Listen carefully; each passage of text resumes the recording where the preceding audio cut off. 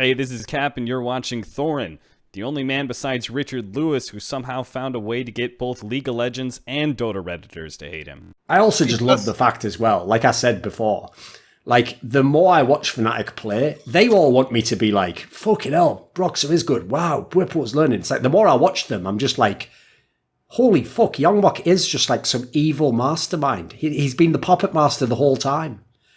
Basically, Youngbok you know that shit plot to that last Bond movie, Spectre, where the plot was like, they were secretly behind all of Bond's enemies over the years, and they were the ones pulling the strings. Like that's like what Youngbok has. He's just been letting so many fall guys take the credit initially, and then he just eschews them. He's like, right, I'm done with you now. I'm done with this player.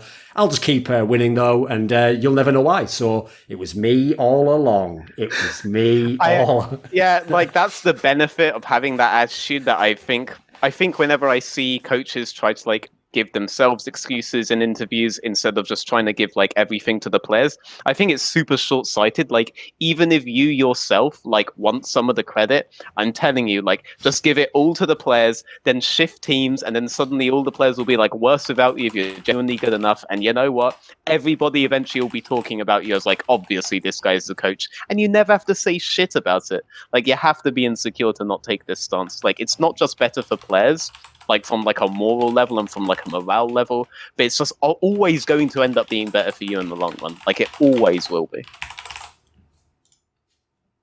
Well, especially because in that scenario, you make the other person observing think that they're the one who came up with the genius idea that you did it all, even though actually you could have made that point yourself. But if you let them arrive at the conclusion, they'll think they're smart as a result and be like, oh, yeah, yes, this makes sense. I mean, here's something like, I don't know what you think about this one, but in my opinion, the best teams are the teams where the solution comes from within the team themselves.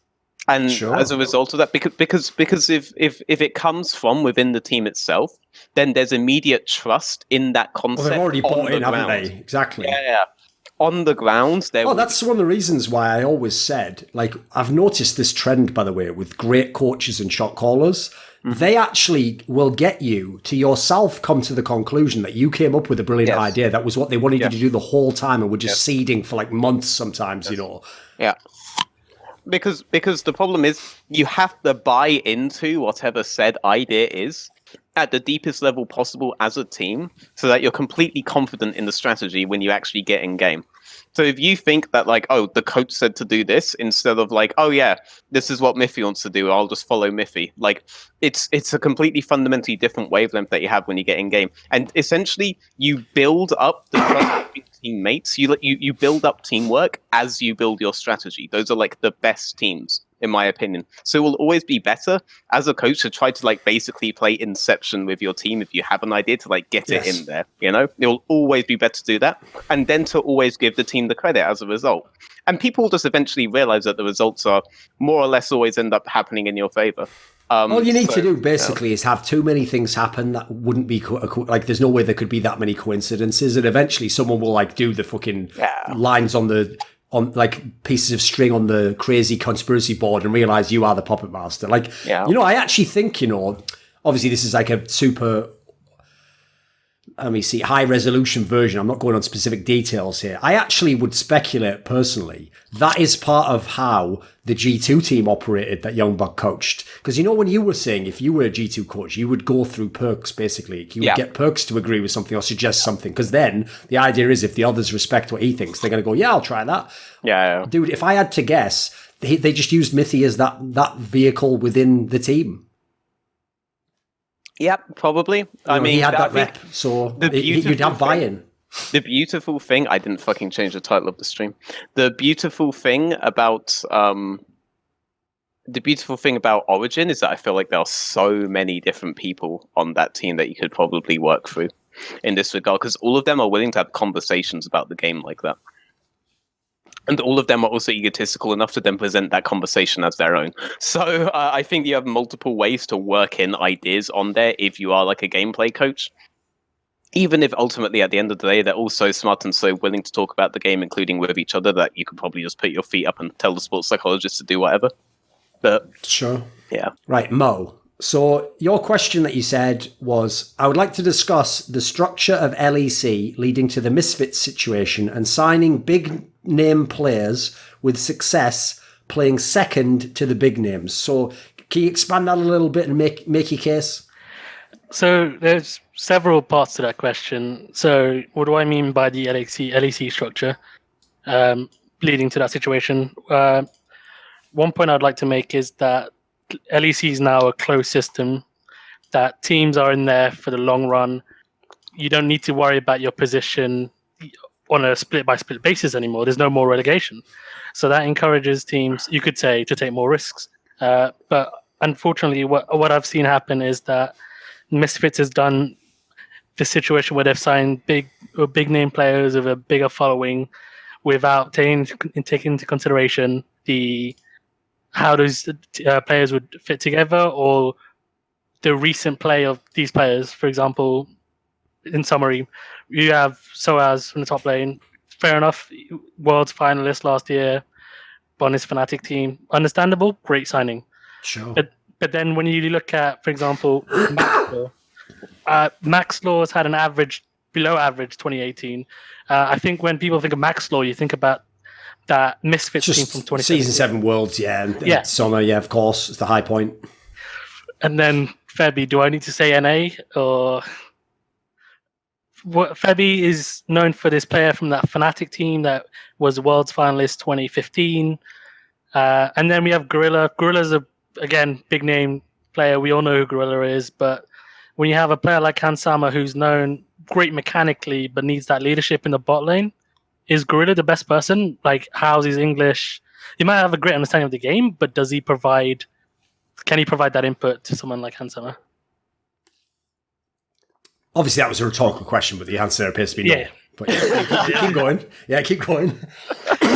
So what I'm saying is that, okay, the counter argument would be to that, okay, if they're thinking about, if success is playing second fiddle to, I have these big name players, I want to try and profit off this. I want to build my brand up. So immediate profit wise, you're not going to make any money. No one's really making any money in League right now, but no, you're not going to make any money because these guys are getting huge salaries. But then, Soaz has his following, Gorilla. So, people are going to be attracted to the team just based off the names. Did Misfits build this team without just to have that, those big name players attract the fans in, but not think about the success and going to Worlds? Does it dilute the competition and the LEC? Does this basically tie in to a premise that Veteran himself has made about franchising, which is his problem with franchising is that the NA owners especially sold it on some of the things you've said, which is when we no longer have the threat of relegation, we'll try the new talents and we'll develop these players like C9 did, which they only have one fucking example to go to, it is. And then what actually happened is the opposite, which is because you don't get relegated, they just let a bunch of bums like Hooney and fucking Rush just stick around for as long as they want and just keep exactly what you're saying, cynically thinking, well, listen, if I'm going to be in fucking 10th place, I'd rather be in 10th place with Hooney and sell a bunch of fucking jerseys and have some morons put I don't know, fucking haha, Hooney, holo in chat or something, as opposed to 10th place with a top laner I was gambling on, but he didn't make it and he didn't have a profile anyway. So, but the obvious point to make there is, if you take that approach and expand it out to the nth degree, there will never be a Licorice. It will just it'll just be a league of Hoonies. Not the joke there being like League of Honeys. Do you see what I did? Never mind. Whatever. We'll leave that one on one side. NA loved its League of Honeys. What can I tell you? Tell you what, mate. That's the fucking group I was always waiting to get cracked and exposed. That was a fucking hashtag protest waiting to happen, my dude. But luckily it didn't. Luckily, a lot of good men and bad men survived. So anyway, Veteran, what do you think on this premise then? I went all over. So I really liked the way that this guy framed his question. There were two ways that you could go with it. One was the way that I don't disagree with. The way that he went is obviously the way that I absolutely do disagree with. I was calling that all of these kind of tendencies would happen pre-split, before spring split, before when franchising was initially announced. I was actually very angry about the whole idea. I thought it would make Europe less competitive. I think the big thing to me is that it doesn't matter if if teams are doing it on purpose or not. And what I mean by is maybe Misfits literally did just get like star power fever, you know? Like they saw all of these big names, and like a lot of even analysts now, like this is something that I was only really introduced to this year, like a lot of analysts even think this way. They figured because all of our players are potentially top 3 in their role, we are minimum a top 3 team, right? Like they averaged it out like that. And there, if analysts that I'm arguing with against will do this kind of garbage analysis, and obviously a team owner is probably going to do a similar thing. Maybe they literally did just think this way, but because you've removed relegation, there is no checks or balances with regards to this. And obviously, if you are like an owner or a manager and you think that the world works this way, not only are you going to do it, but you're incentivized to do it because these are also the players that are going to give you the biggest return on investment. You know, these are the guys that you can build brands around. You could build a brand around almost any player that Misfits took in. So whether or not they did it intentionally just for that is a bit meaningless to me. The system itself did not provide the check and balance to say, all right, this team's clearly garbage, so what are we going to do now? Well, we're going to like replace them with this team of new up-and-comers that absolutely deserve the spot. That was all removed. And that was where I thought you may have taken it, in which case I wanted to argue with you, which is that I have heard a lot of people tweet at me, oh, look, Misfits are now starting their whole Misfits Premier roster. This wouldn't be possible without franchising. I bet you feel stupid now. Is legitimately crap that I've heard. I've legitimately heard this crap, and it's like, dude, if it wasn't for fucking franchising, SK Gaming Prime and Misfits Premier would already be in the LEC at the start of the fucking split, you morons. So I was kind of hoping that you're going to because they would have won the promotion match against Misfits. They would have just won the promotion match. Like, holy shit, guys. The reason that these guys are in with only half the split left, the reason GenX is making his debut with only a couple of games to go, is because these guys were robbed of the relegation promotion system from before. Sure, they get a little bit more money in the EU Masters tournament itself than we were ever going to be able to get in the promotion tournament back then, but that's not the point. Obviously, they're going to make astronomically more if they just get into the LEC and join the LEC org that way. All that's being robbed from them. Now we just have to wait for teams to literally collapse before we get these amateur teams coming in. Please do not think that the Misfits Premier situation is one that's going to be repeated. And even then, you shouldn't want the Misfits Premier situation to be repeated, because like throwing a team in like that with only half a split to develop to an LEC level is just going to make each player look way worse than if they got a full split. And again, my example for that will always go back to like H2K 2015. Didn't win a game in the first half of the split, improved to the point where they can make it to semis in the second half. Like you can never just do something like this and expect it to work out. I've got a couple of points I want to make on this. One, on the whole relegation aspect. Funny thing is, this is something I didn't know Veteran at the time, so we didn't have an aligned opinion. I never talked about it, but we actually have a very aligned position on the role that relegation plays in actually making the league healthy.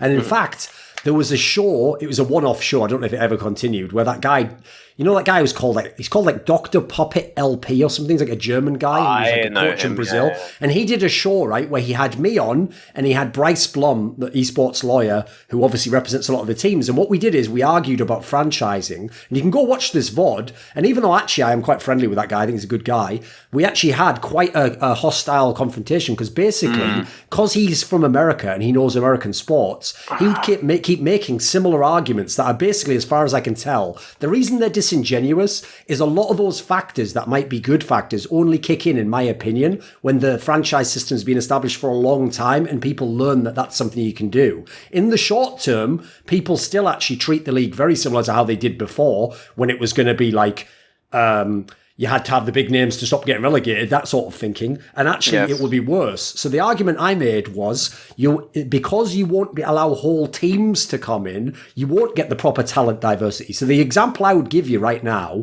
is actually LCK. Because at this moment in LCK, 3 of the top 5 teams are teams that got promoted in the last 2 splits. Like these, as a result. So this is the problem, Veteran. Whenever I make this point, fans go, well, even if they'd have had a franchise system, those players would have been picked up. Think about LEC right now. If you'd have had Mad Lions come into LEC, now we'd know who Mad Lions players were. We didn't, because they took Nemesis, and then they took fucking self-made, and then they took these different players and they didn't come in as one, and so it totally changed the way the league was working. Whereas if you'd had that whole team come in and compete, you would have had a total influx of talent. You would have crucially flushed out a lot of the trash. You would have recycled a lot of it. And it's the other way round. What would have been good is when Misfits got relegated, it's not that like Misfits Academy would be in. No, it's the other way round. It's that now only the Misfits players from the main team who had potential would get again signed to LEC. You see the point? No one would probably sign Maxlaw right now, whereas obviously someone would sign Soaz tomorrow. Someone would obviously probably sign Febiven, you know, like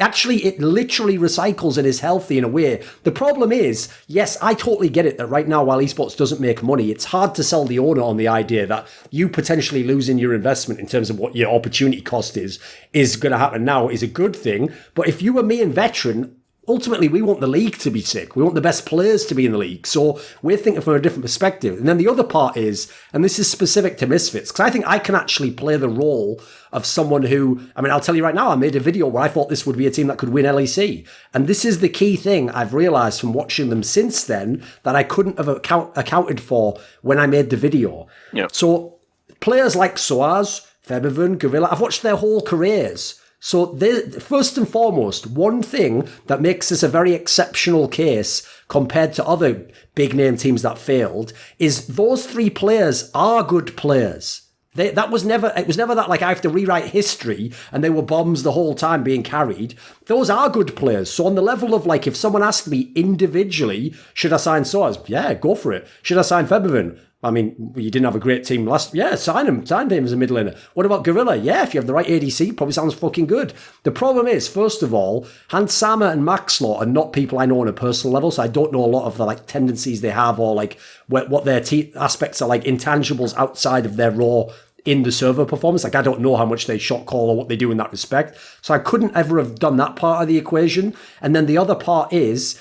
I probably made the mistake on this team. I've even said this very early on our Elitists United show, is unlike where in the past I've done a generally good job of figuring out the role balance, I did a terrible job on this particular one because I actually did just think somehow that you could brute force it by having good players. Whereas what I've seen here is, it's not even pure role balance, because just in terms of the lanes, it's not necessarily terrible, but they obviously lack the connective tissue to make a good team. So they could basically never have been anything other than some good players.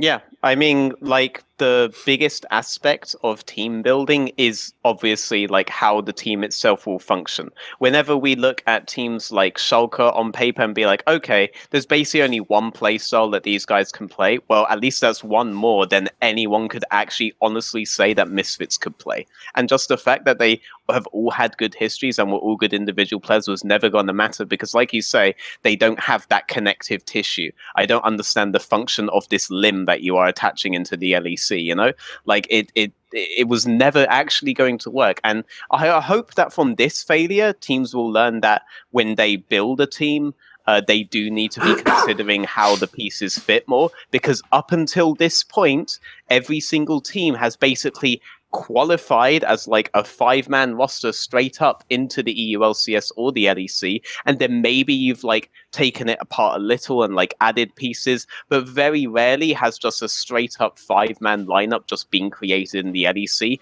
and even rarer has that happened and they've not just immediately been relegated.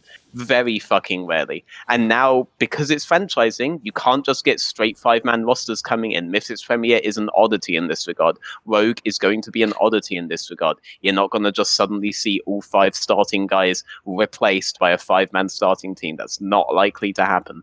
And you shouldn't be calling for that either. Like, you should just be calling for relegation. By the way, one last thing to say on this Misfits thing from my end anyway, that I should also add, is the difference between me and Misfits the org is, like I said, I don't have the access to necessarily know what Maxlaw is like, but I also didn't sign Maxlaw to a giant contract. If you sign Maxlaw to a giant contract, you had better know this guy's game inside and out, because what you're essentially saying to the LEC is, I am building my team around Maxlaw. He is actually my franchise player based on the contract you've given him. Now, if you do that, You know what? I still think there probably is a team you could build around Maxwell that'd be good, but they didn't do it. That's the difference. Is they did it for me when I was looking at the players. First of all, I don't know the contract, so to me, I'm thinking, right, this is a Soaz team, and then you've got Febiven. It's like Maxwell. All he has to do is service these guys. It's like no, actually, if you look economically, they did it the other way. If anything, like they were thinking that these players were going to help Maxwell. Like their worldview was totally off on that one. So I would just say on that one.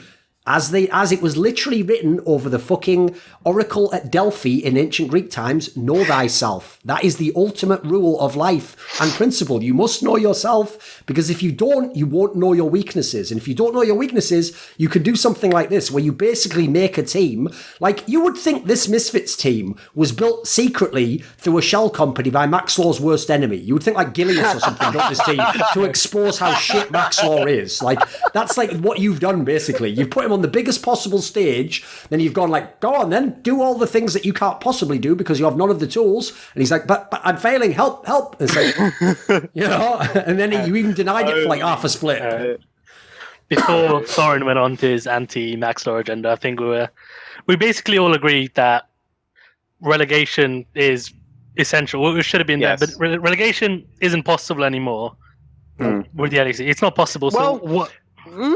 I mean, okay, so for example, China has had franchising for a long ass time, but the way that China's remained competitive is that they do expand every year. They obviously have a much bigger league than we do. Like, we only have the 10-man. They have way more than that. They have loads, they basically expand an additional slot each year, and the lower teams will then compete for that slot. And very often, those lower teams will climb up the ranks and be like a top 5 team very fucking fast. Very often. A few times. So just having franchising doesn't necessarily mean maybe you can't have relegation, but you absolutely can have promotion, and promotion could still punish these teams. So I would love it if Europe looked into more of that kind of thing. That's a potential solution. My problem, I'll quickly address that quickly. There's 2 quick points. One is the reason why I don't think that will happen in LCS and LEC is because if you watch the episode of Listen Local I did with Rich, where we had basically red-pilled the fuck out of people because we said all the things that people who are really deep in the scene know, but cannot, or for their own benefit, will not say publicly. Yeah.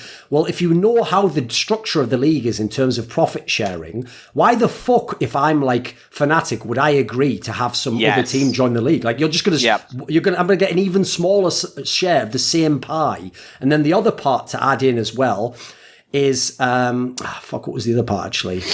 Let me think. There's a profit sharing. There was another angle to that as well. Would it be viewers? There are too many games. So we went from a best of 3 to a best of 1 because viewers don't want to stick around and watch that many games. Actually, you would have to expand the amount of days that you broadcast LEC minimum if you wanted to do this, probably. That would be a factor, even if that isn't the one that Thorin is trying desperately to remember right now. That probably is a factor that you'd have to consider.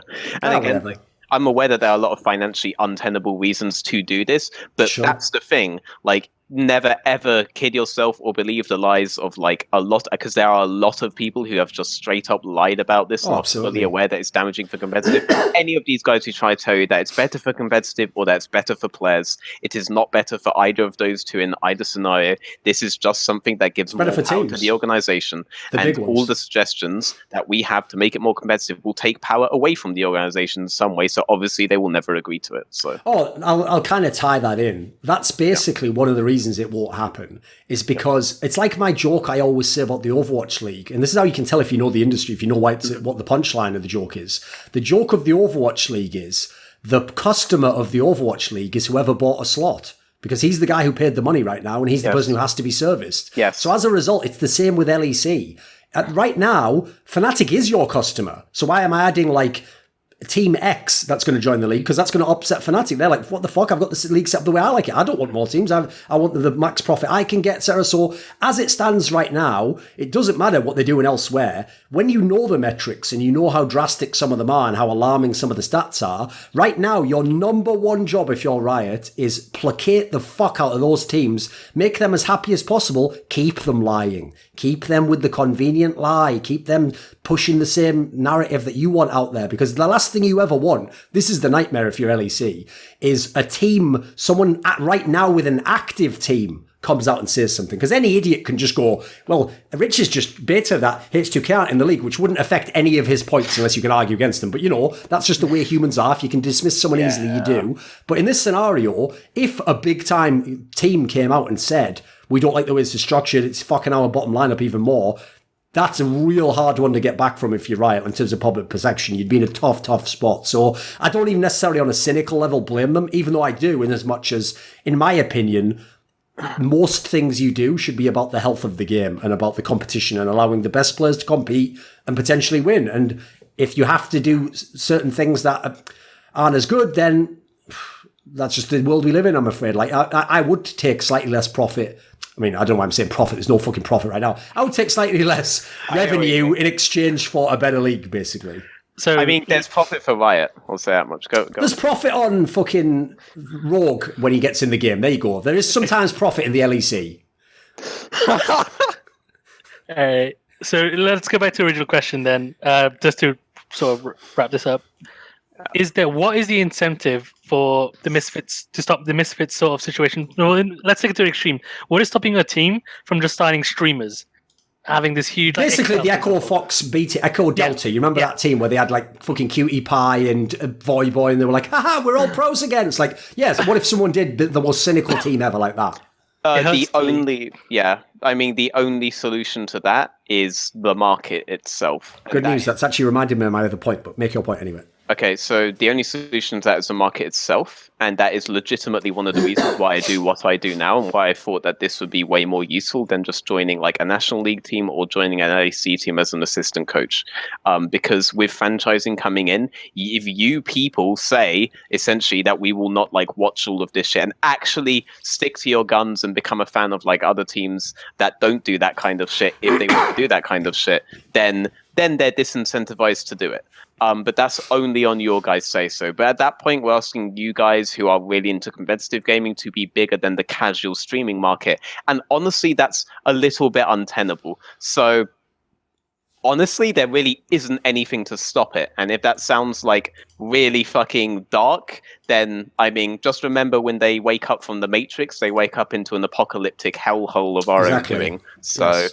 Like, I mean, that thens are the breaks. That is the system that we live in. And yeah, that's the problem. That's why it made me so angry when I saw it coming up. There aren't any checks. That's also, by the way, literally the analogy for why people do buy the lie even when they know the truth. What happens is most people in esports right now are Cypher. They know the Matrix is real, but they don't want to live and eat fucking gruel and have shit rave parties. They want to go back in the Matrix, eat some steak and be someone famous. They want to do that. They're like, put me back. So here's the thing. Oh, I remember the other point. It's actually a good point. This is why I brought it up here. Is they could have already solved this. Riot already put in place the measure that would exactly solve this problem and basically effectively create relegation. You remember when they launched franchising, they said that if you had, I think it was 3 bad splits in a row, they could potentially kick you out of the league. They could take your slot away from you, right?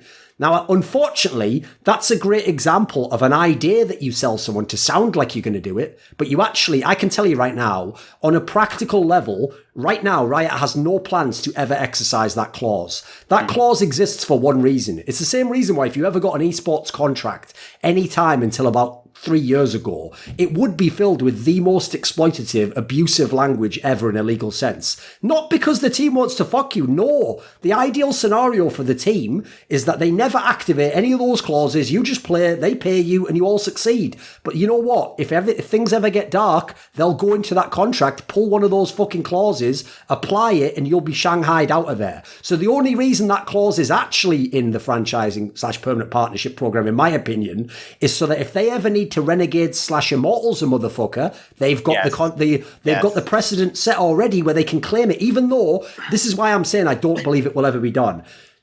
I think everyone knows who the ownership group is behind the Golden Guardians. It's in the name. It is the Golden State Warriors fucking NBA team. People involved in that, right?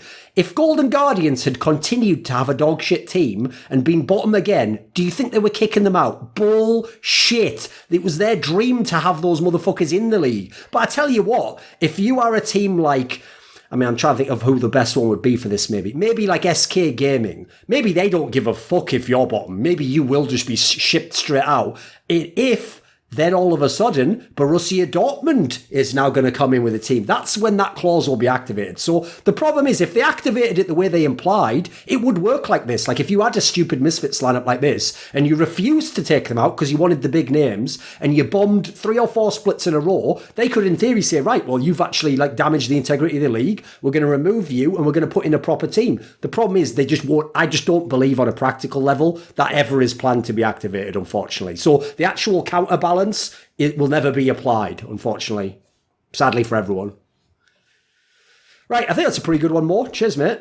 Right, thank you very much. Thank you. Yeah, thank you very much for coming on. I do want to address, like, really fast, a couple of people in the chat was saying that pros in Europe are more popular than streamers in Europe by and large, and that is by and large true, and That we seems also right. are lucky to say that most of the popular streamers aren't actually English speakers, so you would be, I mean, Yes. there wouldn't be, like, consistency in the audience to be grabbing. Being a big streamer in However- Europe is mainly about being Jankos and doing it in Polish, or being someone in the Spanish scene and capturing the whole audience, as we talked about on the last Elitists United.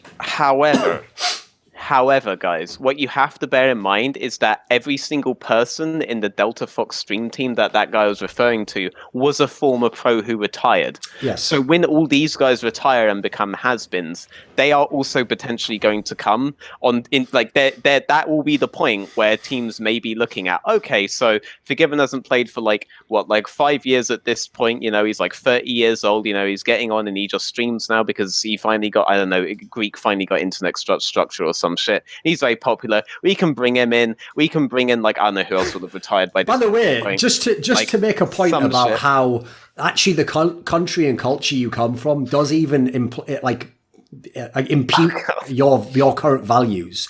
I'm not exaggerating. Even in 2019, when I arrange a talk show with Forgiven, the first question he asks me is, do I need a webcam? If so, I will borrow one. Listen to the words, I will borrow one. I even told him, like, just buy a cheap one. He goes, I'll just borrow one from a friend. It's like, what is Greece? Are you in fucking, is this like one of the fucking wilderness area in like that Judge Dredd's future world or whatever? Like, are you outside Mega City 1 right now? What the fuck is this? Like, you don't even have webcams. Like, I'm not asking for much, homie. A webcam and a mic, that's all you need. Grandma's got that when she talks on Skype. Why haven't you Forgiven? I mean, you look like my granddad, but, you know. Okay, outside of that, I should have brought up... By the way, here's a meme I want someone to create, because this would work so well. Someone needs to create a meme, and it's called League of Legends Boomer, and it's going to be Forgiven, because obviously he's the boomer, and he's like Baldy. He's like, you kids don't even know, I made this world for you with the AD carry. I was the one contesting creeps. It's because of me that the bot lane exists. Like, you fucking kids today with your top laners and your flex picks, you don't know shit about this. Syndra in the bot lane had a fucking flash ignited you at level 1. Like, he's like he's the boomer, and he's the fucking, he's the bot lane boomer voice. There we go. That one's going to live on. I can tell that's going to live on. Oh god, okay. I knew I should have chosen some other random player who hadn't played for a bit. Okay. It's all right. It's all right. Okay, point. When all of these guys retire, okay, then they'll be the streamers, okay? And one day these guys will be like, why don't we just do it? The reason why you're less likely to see it in Europe than North America is because by and large, when players look to retire in Europe, they go to North America. Sorry to all the North American viewers who are shocked by this news that Froggen may not be in your country to, you know, get his competitive career really. You know, when they ask me, Veteran, if he was that good, why wouldn't he be on a good team? It's like, he would, but it wouldn't be in North America. I don't want to, like, I can't say too much of that because I don't want to fucking expose the trick, but come on, boys, I mean, I was a bit of a dick in this, so I feel comfortable like saying this, but the last time I ever talked to Froggen was specifically about him going to America, and I did not like the priority basically on it. Sure. Like, I was a bit of a dick in that. No, put it this way, if you know the reasons why, you don't ever waste another second of your life questioning it. You go, right, this is just what he's doing now, so whatever, that's his lane, enjoy. But you guys are so lucky that the guys who could be making it huge right now as streamers, as has-beens, are basically moving to America when they can. Like, I don't think you guys, how many of you guys are aware that Alex is just not just still in America, but he got his green card, he has a kid, and he works in tech now, for example. That's the whole reason he went. Yeah. All these He guys went to set up... By the way, anyone who thinks Alex Ich failed in NA doesn't know what his life plan was. This guy, who coming from Russia and wasn't in a great spot in esports, obviously the Gambit org was all fucked, etc. They're not even in league anymore. Right? Think where he would be now if he'd kept playing. He'd be in a very bad spot. Instead, he lives in America with a green card with his family moved over there. Yeah. This motherfucker killed it. You just had to know what the actual plan was, and it wasn't about League of Legends. Yeah. Just saying, you guys are very lucky that it is this way, because many of you guys right now who are huge fans of competitive players and competitive streams, when Caps retires, you're still going to be a huge fan of Caps, and you're going to be the enemy for the next generation of competitive fans who don't want these guys to just go on streaming teams in franchising. And if you don't think European orgs will do that, go check the LFL. Solari exists right now, and so has just joined it. So please don't even think that these guys won't say yes to out of some integrity. Everyone needs to make money. Streaming teams do make money. They do get viewership. They do already exist in Europe. They're just not in the LEC, and they're not in they are even in the ERLs. They're in the LFL. They're in the Tier 1 LFL. They do exist already. So just bear that in mind. You're not as safe as you think you are, and you're very fucking lucky that we have a retirement region in this game. I don't think that exists in other games, or at the very least I've never heard of it existing in other games. So what's beautiful is, at this point in time, the LCS is this incredible trust fund that someone set up for Huni, which is listen, I know you only want to do this for a couple of years, but we'll set it up real nice. You'll have a couple of comfortable years. You don't even have to win games. In fact, you don't even have to know anything about the game beyond what you know now. Just stick around. We'll tell the jungler to come top. You pick whatever you want. Haha, you picked something weird. Did you win? Did you lose? Who gives a fuck? Here's your $1 million. See you, mate. See you next year. I think it's not going to work. Whatever. You'll just stand there in the light of analysis, the glory behind you. Well, I didn't make room for all the basically statuettes in the back. Basically, the way you look right now is how Reckless fans see Reckless. He is the Lord of Light, Shodan, that's right. Yeah. Oh, it's actually the third time he's come on, Veteran. Oh, really? Okay. Yeah. He's on twice already. Nice. So, okay, your premise was... Wait there 1 sec, I'll just get it. Right, the premise you put was, I would like to talk about mobility creep in League of Legends, why it is bad for the game, and the potential ways to keep it under control, right? For anyone who doesn't know just what the term means, any kind of creep term, which I believe actually originally comes from card games like Magic the Gathering was where the premise came from, is the idea, mobility creep in this sense means the idea that champions that get released have better and better gap closers or more and more speed. You take, for example, Piked W as well, you could add, you can move around the map faster, whereas if you think, I'm going to have to use not a great example here because it's not that old a champion, but Vel'Koz, for example, has ludicrous lack of mobility. So as a result, there's a reason why there's one dude in the world at the moment who plays Vel'Koz. So if you look at it, this is going to impact the game. So you add mobility creep, power creep. Obviously in the past, you could even have argued Season 4 top lane was fucking defensive creep, tank creep was what affected the top lane. So make the case for us if you could. Why do you think mobility creep's a problem at the moment in the game? Okay, first of all, I'll split the question into two parts. First of all, I'll talk about why the mobility creep is bad for the game, and the smaller part will be about trying to keep it under control. I'll put it later. So we both agree that mobility creep is in the game, right? Yeah. Just to put it this way, I'll give you a very quick premise. When I first was introduced to League of Legends, I knew a little bit about Dota because it was obviously a game even from very, very long ago. I think that game came out in 2003 or something, that mod. So I knew what Dota was, and I'd even played a tiny bit of Hon. And when I first saw League, I remember saying to someone, why does everyone have the blink dagger though? Because in Dota, you buy a blink, which is basically like a flash. Oh, okay. And I remember saying, isn't that a bit stupid that everyone just starts with the blink dagger? And what someone told me was, well, no, when they launched League, because you pick your summoners, the original premise was everyone would be picking different stuff. This champion would pick Ghost and Ignite, and this one would pick thing. And then he said, but the problem was, with the way the game went, it just became that very rarely would it ever make sense to not have that gap closer, because it would make up for certain champions not having the ability to do this. Yes. Well, the problem in this scenario is, obviously, in a game like Dota, the reason they've done a very good job balancing it is because since you just buy the blink dagger, You can now have every champion hero be viable. In League, over the years, you see it's not even a joke. Every motherfucking champion feels like it has not only one gap clause, it has a gap clause, escape, a fucking like knockout. Like the amount of things that they've added that used to be the one good thing about a champion, but just as a side thing, is unbelievable in League. Like they really have pushed it that way. And like you can put all the conspiracy theories in, it'd make people more likely to buy the champion, it'd make it more OP when it comes out. You can do all that. But yeah, I think it's pretty obvious. I don't think anyone's going to disagree that there's been mobility creep, mate. Yeah, the latest champions tend to be incredibly overloaded mechanic-wise, but I'm not here to discuss power creep. That's not the premise. My initial premise why I see you next week for that. Was... Can I continue? Or? Yes, keep going. Okay. It was a joke. The reason why I said why mobility creep was so bad for the game was that it will make the game way too volatile, and I'll try to explain it in the quickest way possible. Let's take a Kali, for example, who has, I believe, without exaggeration, 500 dashes. Without exaggeration, I might be a tiny bit wrong. So yeah, we got your joke as well. Keep going. It wasn't a good one. Incredible amount of ability to dive in and escape and all that. Irelia, like even Aatrox, has quite a bit of mobility with his ult. So, and these champions tend to be good mobility-wise in terms of getting in on the opponent. Very good at diving in general. Camille also fits into that mold with the hook shot.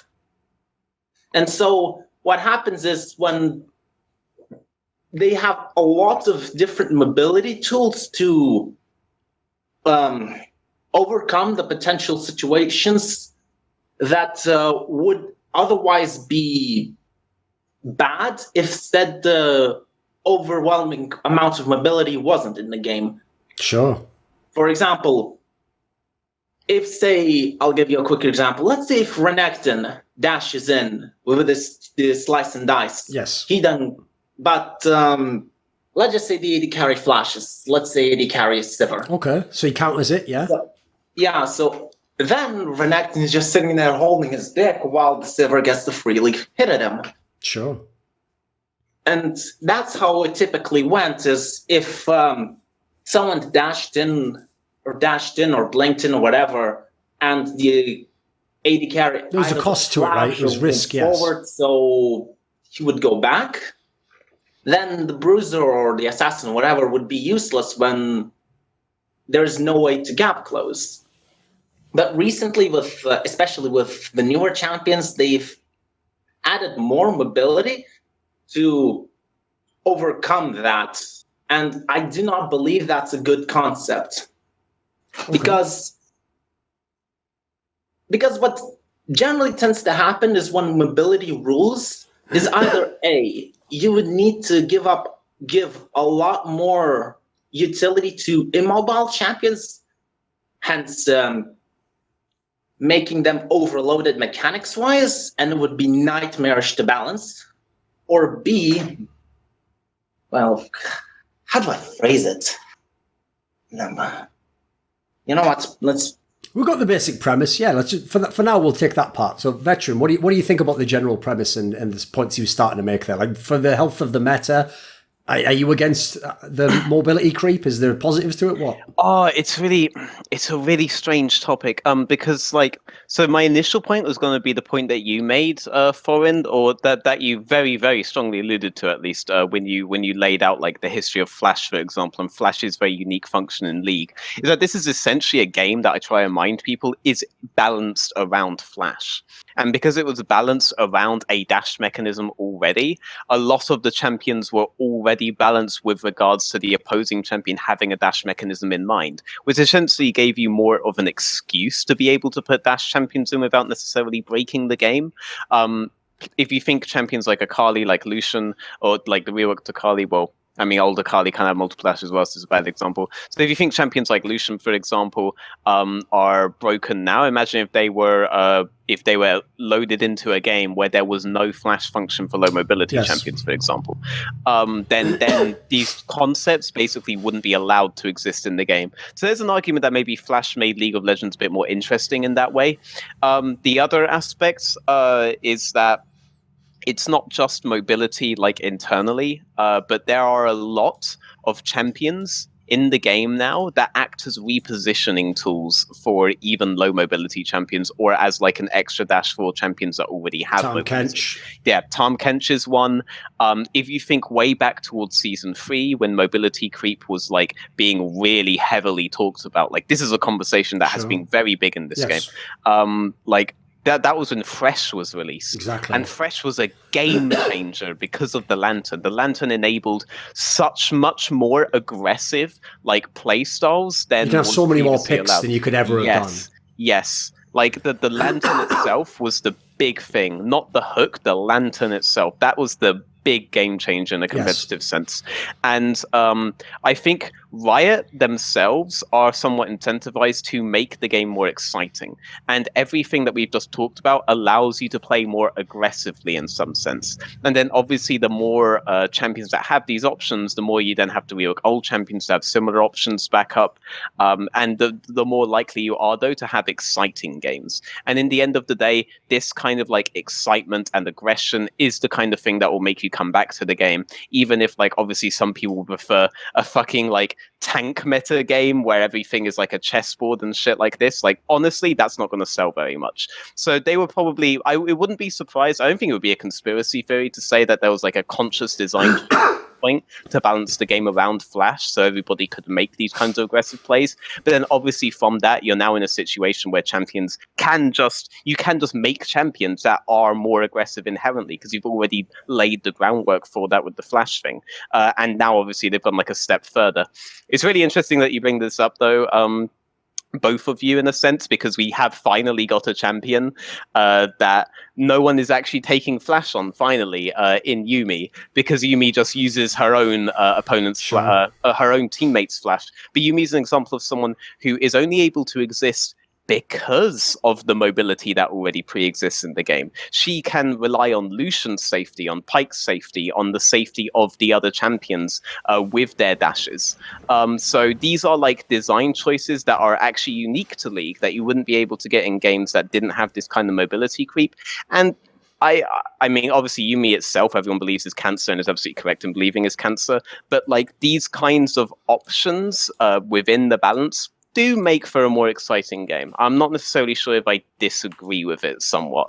Unless you were like a main of like a low tier champion, like a low mobility champion a long ass time ago, maybe you're having a bit of a BG now, but they're constantly balancing the game around the mobility creep anyway. So I don't think there are any low mobility champions except maybe Orianna that you don't really see anymore. But Orianna is still fundamentally broken in many ways. Malzahar is broken in many ways. He's actually one of the best solo queue champions.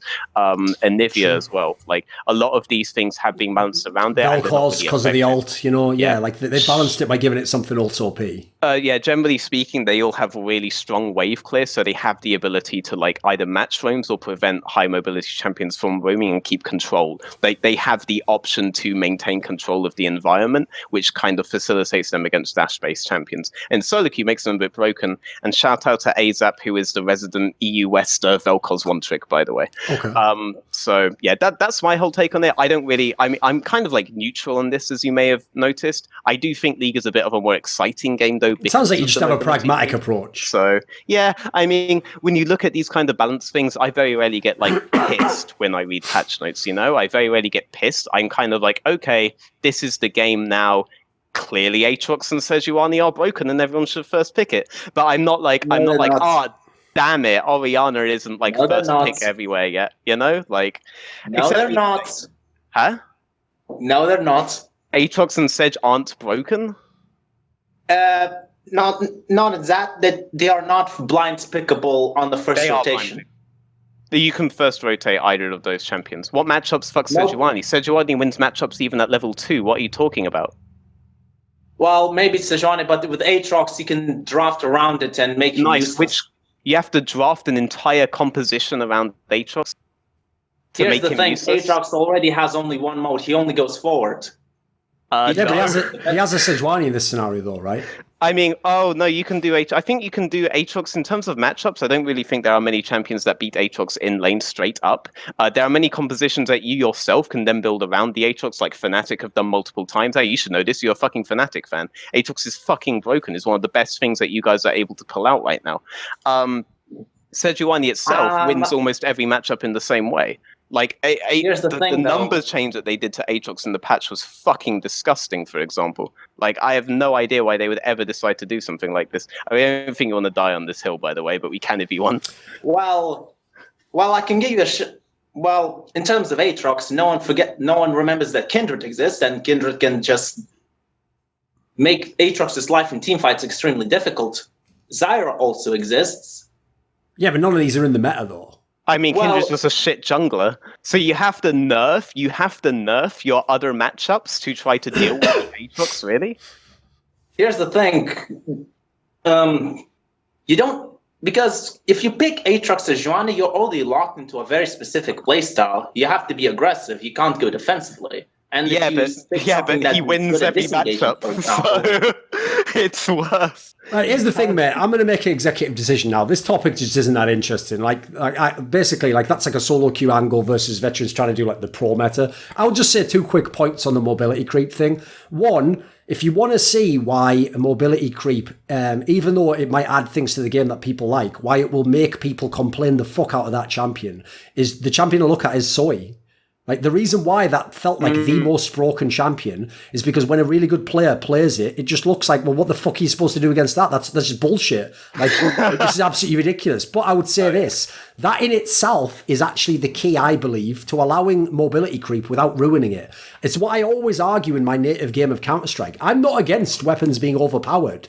But if you overpower them, the way you balance them is elsewhere. So, for example, in Counter-Strike, one of the ways you can balance a gun is the price of the gun, because we have an economy in the game. So if you make it very expensive to have this overpowered gun, there's now a gamble. If I can counter it, if you lose it, it costs you. So similarly, what I would do in League, personally, is I would have champions like Soy, like Pyke, that have all this great mobility, but I would add a skill mechanics component to it, so that if you want to do some of the shit people were doing on Soy last year, you'd have to also be like Faker or the Shy. That's what I would do. Then it's not that every player who's like, then Poor Belter can't pick Soy in style on my arse, but if the Faker can, well, that just sounds like the right game. Faker should be doing that. Poor Belter shouldn't. So to me, that's like, I'm definitely not against it. And the reason why I say that, by the way, Veteran, is because that's another aspect of League history that people won't understand. The old school model that Riot used to use was nerfing things. It was to make everything a little kiddies version of that weapon. Whereas like Dota famously is the opposite. Like in Dota, everything is mad overpowered, but because everything's mad overpowered together and some of it's skill based, it means that actually that's a world I want to live in, where the pros have these great tools, and actually it becomes less about the tool than the person using the tool, and you're like, holy shit, that was amazing, but because he's amazing. Whereas some idiot's just going to look at the clip where Zoe does a great triple kill and go, but he was 4 kills up and the other guy was this. It's like, and then, we never even get to give the guy credit, if you know what I mean. Yeah. What was the other part? Yeah, go on, Veteran. I mean, I just don't think anyone has ever complained when they've watched like Zoe just go around and do a triple kill when it's Caps doing it, I don't think anyone's ever like, I mean, obviously there will be comments like, wow, this champion is a bit broken, but everyone enjoyed watching that shit, and I do agree that Riot's like nerf everything attitude. Yeah, if I want to take like a stance on anything that comes to balance, I do disagree with that, because it does end up at the point where I think that Orianna is finally going to be best girl again, but only because you've maybe made every other mid lane champion useless, and suddenly Orianna is really broken by comparison. Exactly. I really hate waiting for that sort of thing. That's how you get back. Orianna is the fucking rebound chick of every mid laner. Like, when everything else goes to shit, you call her up, punching those digits on a Friday night, let no one else at last call at the bar, need you in the mid lane, then you know what? It's not going to be a long-term relationship, you fuck around for a bit, and then when the new hot shit comes on the market, what do you know? Someone with a nice short skirt walks by, all of a sudden, you're like that meme of the fucking stock guy in the street looking away from his girlfriend, aren't you? Orianna's the girlfriend. Nukes the wave, nukes the opponent from 5 billion range and a fucking annoying hawk. Yep, okay, yep. Bye, Orianna. See ya. We have a new, girl on the block. What was the other side of... You said you were going to break it up into 2 parts. So what was the other part we were going to talk about? The second part was potential ways to keep it under control. Sure. I phrase it to keep it under control because you can't eliminate mobility creep fully. It's always going to happen the same way with power creep. Yes. It's going to happen eventually. Like, I mean, I kind of give my thoughts there preemptively, I guess. But do you have for yourself a way that you think you could manage it? Well, I can give several ideas. For example, Riot has done some work when it comes with anti-mobility champions, like, for example, champions that counteract mobility, like Poppy, for example. I think that'd be a way of doing it, although I'm not exactly sure. Like, changing entire champion kits that have less mobility is such a difficult thing. Just make Teemo so that it does bonus AD pure damage to all champions with high mobility. If champions use the dash within 5 exactly, yeah. Teemo has pure damage that counteracts all armor. The thing is that, like, because obviously I just said that, like, I'm really against, like, the nerf everything policy. When you're dealing with mobility creep, you are entering a mindset of we have to essentially nerf this aspect of the game. We have to nerf the champions that use this. And I'm honestly fine with mobility creep because I'm fine with everybody in the game being overpowered, because that makes, like, a really punishing game in the same kind of, like, fast-paced manner where decisive players will get significantly more reward than they do in, like, a more nerfed game state, a more tank-based game state. In those kinds of tank-based game states, by the way, like, I'm going against, like, what I should be going. In those kinds of game states, people like me, coaches, gameplay coaches especially, are way more valuable than they are when what you need is a decisive team that is always on the same page. That's when you need, like, a sports psychologist on the team, you know? So I don't really want to get it under control. And if I had to get it under control, then it would be something like internally, you'd have to agree that there can be no more than X dashes. And if you go over it, there has to be, like, X amounts of, like, issues with trying to get to that point in the game, you know? Like, you'd have to do something like that internally. I wouldn't like to rework any of the champions that have mobility right now. I don't think mobility creep is a problem. I also think that as a result of this, some of the low mobility champions have some brutally overpowered wave clear and damage. Like Anivia, obviously, Orianna, obviously. Which is sort of a fair offset, right? Yeah, I think it's a fair offset. Like, I mean, I love watching Zoe just one-shot everybody. Like, to be honest, who doesn't love watching Zoe one-shot everybody? Take Dark Harvest on Zoe, by the way, guys, and on every takedown in a team fight, insta-reset. Fuck electrocute. 45-second cooldown is the enemy. You want to kill I'll also say as well, one of the reasons you will always have mobility creep in a game like League of Legends is because since they do balance based around solo queue win rates, it doesn't matter that, like, Zoe is a champion that a really good player would do all this crazy shit with. The guy in low ranks can't even visualize the players that are OP with her. So unfortunately, the win rate is going to be terrible on some of those champions unless they're OP, basically. So unfortunately, that's just a problem with how they balance League. It has nothing really to do with the champion. You can't blame the champion because they decide to consider fucking bronze games in how they're going to match something that will then be used by Faker. Like, you know, if anyone needs to be argued against, like, that principle, there's nothing we can do about that. I agree with that because I also played Dota for a little bit, and there are far less heroes where they're very oppressive in lower elos, but very high in pro play. Yes. Things tend to be balanced around way better in that regard.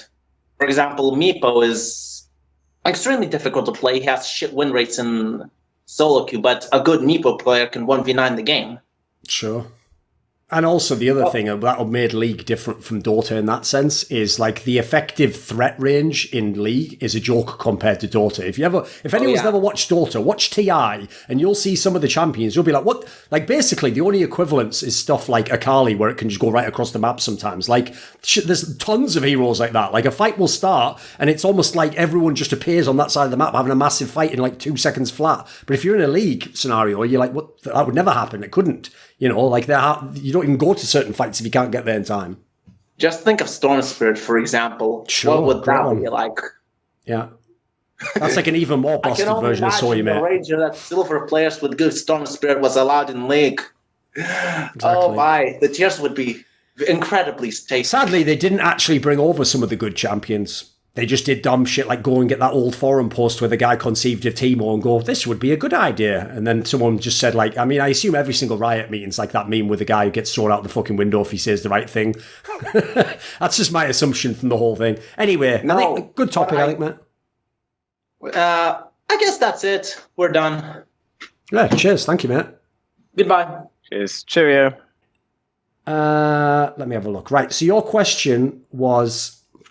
Well, it's not even a question. You said, I think more teams should target Hylissang from Fnatic with bans. I also think no team in the LEC can challenge G2 in a best of 5. Fnatic is the closest team to them, but still not close enough. So on the first point, teams should target Hylissang with bans. Like, what's the premise for that? Why would that be an effective strategy? Okay, so from what I've seen from Hylissang, from watching him like on Fnatic, is that he has a very small pool that he's really good at. He can play a lot of support, but he's like really good at this split, like Pyke and Rakan. He's also decent at Yumi, but if you do like E2 and ban out Rakan and pick Pyke, he can't play the way he wants to play, like roaming and leave Reckless in a lane and impact the rest of the map. So I think that if you take away his playstyle and his champions, he becomes like a middle of the pack support instead. Okay.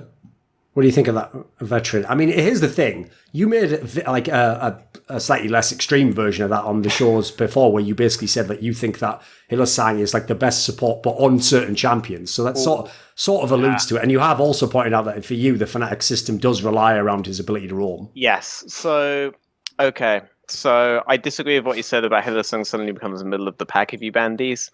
I agree, though, with the premise that you should target Hylissang and ban. But I think you should target Hylissang in bans because Nemesis and Broxer are not a very good 2v2 mid-jungle duo. And what I mean with that is, I thought that I did this on a show of you, Thorin, but with but given like the way that you were kind of like phrasing the whole thing, then I guess I must have done it on one of my other shows that I did this week.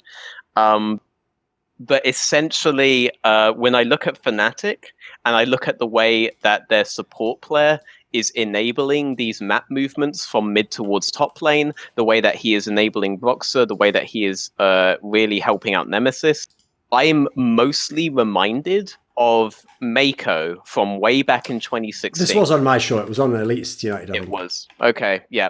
I'm mostly reminded of him. And for anyone who's unaware, I was the analyst for H2K back in 2016. We went to the World Championships and we had to face that team. And I was utterly convinced, and now you can go back in the drafts and check what we ended up doing in the second week. I was utterly convinced that the real strength of that team was not in Clearlove and that Clearlove was actually really overrated. It was actually in Mako. So even though it was a mage support meta back then, I insisted that we just fucking ban out the tank.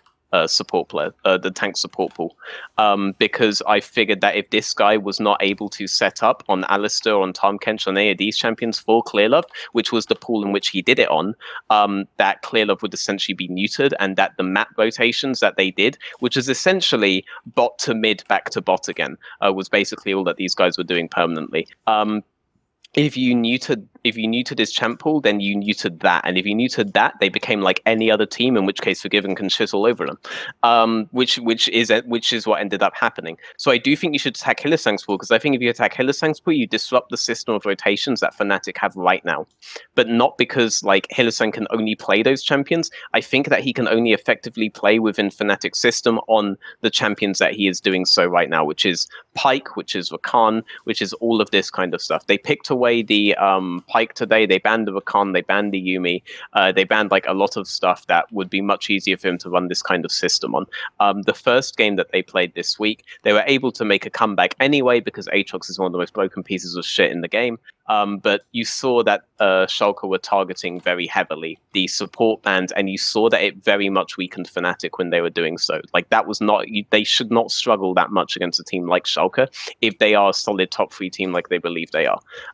Which I also believe that they are as well, by the way. I think their system is very good, and I don't think there are many systems in the LEC that can stand up to it. But I do think there's a system that people have figured out, and I do think attacking Hylissang's pool is a good way to do it. I actually think Hylissang is best on champions like Fresh, Morgana, hook-based champions like this. He was also a very good Braum player at one point. I think that his weaknesses is actually when he starts playing mages, but we're not in that sort of meta, and there are way too many all-in champions that are actually very strong, and I think Hylissang is very good on all of those. Pyke, Rakan aren't even necessarily champions that I would say are his best, though Pyke is like such a good synthesis of a lot of these things that maybe that is his best right now. But historically speaking, just removing these champions would not remove Hylissang from the game, but it does remove the aspect of Fnatic's system that they rely upon Hylissang on, and Tahm Kench is like the next best thing when they're going with that. That is something that's very easy to have a map-wide impact on. So I do agree with you, but for different reasons. What I alluded to, Veteran, when I was telling you about this question where you seemed like you were against it, is I'm not saying you shouldn't ban him out. I'm saying, like, the joke was when they introduced the 5-ban system, there was a lot of people who were like, but what if they just ban all 5 champions of one player? And I said, the problem with that is, yes, on some level that might neutralize the one player, but no coach in the world bans that way anyway. Like, think how rarely in the 3-ban system you put all 3 under one player. It didn't very often happen. Like, you have to have a very specific case like you're talking about. Well, obviously yesterday when Fnatic played Schalke banned 5 support champions. Fnatic still won the game. Yes, Schalke are not that good. I won't say so much. Like when Schalke lost that game, they made so many fucking misplays that they really shouldn't have done. The game was absolutely Schalke's to win, and Fnatic were very much struggling in that game. I do think teams have really bad priorities when it comes to Aatrox. I do think a really fucking cancer over the top broken champion. I thought that game was a really good one, and obviously people are going to say, well, yeah, the Karma and a Tahm Kench buff, which I saw a bunch of you Fnatic fans flaming for being in the draft today, by the way. But before the Karma or the Tahm Kench could even reach him, like in that final fight, he was Whippo was just 1 versus 4 for like 10 full seconds before any of this aid arrived for him. Like I do think that they have some really good priorities outside of bot lane, sure, but I do think that system was completely disrupted. I think if top teams take this strategy against Fnatic, they'll just stop winning games. I really don't think that they can win outside of that. I think, especially if you have like really strong junglers in the mid late game, you can do it. So, for example, I would expect Excel to be able to beat them. Misfits are able to beat them, obviously. They've already shown that they're able to beat them. Stuff like this, like if you can just disrupt this, I really think that you can beat them. So my problem is, I think that unfortunately, even some pros and coaches go to a pleb level when they hear this champion has been nerfed. So they go, it's been nerfed, and then when they use it and aren't good on it, that's the excuse. Well, it's too nerfed. We shouldn't play with that anymore. Whereas it's like, it's going to be the other way around. I'm going to tell you right now with Aatrox. This has happened with champions in the past. And in fact, in my CSGO, we have many guns that were OP that were nerfed. And even when they were nerfed, we still use them. So the real joke is it's the opposite way around. In about 2 years, you'll be able to tell people as an anecdote, back at Season 8 Worlds, Aatrox was fucking ridiculous. Let's have a look at what his kit was then. And you'll look at that and go, what the fuck? Why was that allowed in the game? That's the difference. It's not that now it's nerfed to the ground. Now it's actually a reasonable fucking level. Well, okay, I don't know. Okay, so I don't know if you've read up on patches for him, but what they did was they essentially nerfed. The nerf that they did was that they removed his revive, right? Yes. But they'd already made it so that the revive only procced if you already killed someone. Okay, right. So then to compensate for removing the revive, they buffed his other stats. And the problem is that there were already so many situations, like in a straight-up 1v1 scenario, where Aatrox was already hard winning. The revive mechanic was not the thing that was making him broken.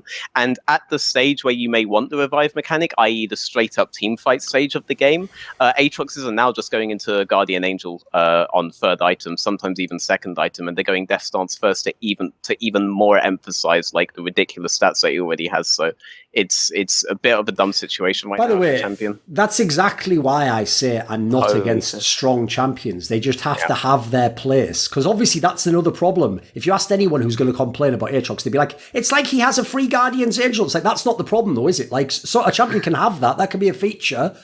I mean, remember, fucking dogshit Tryndamere goes invulnerable. This is the thing. The guy had to kill someone before he had the revive. It's like, that's not a bad offset. So if you're flaming that like this guy has a revive, what you're telling me is every time that you see this guy, he's killing someone. All right, that's probably a bit of an issue.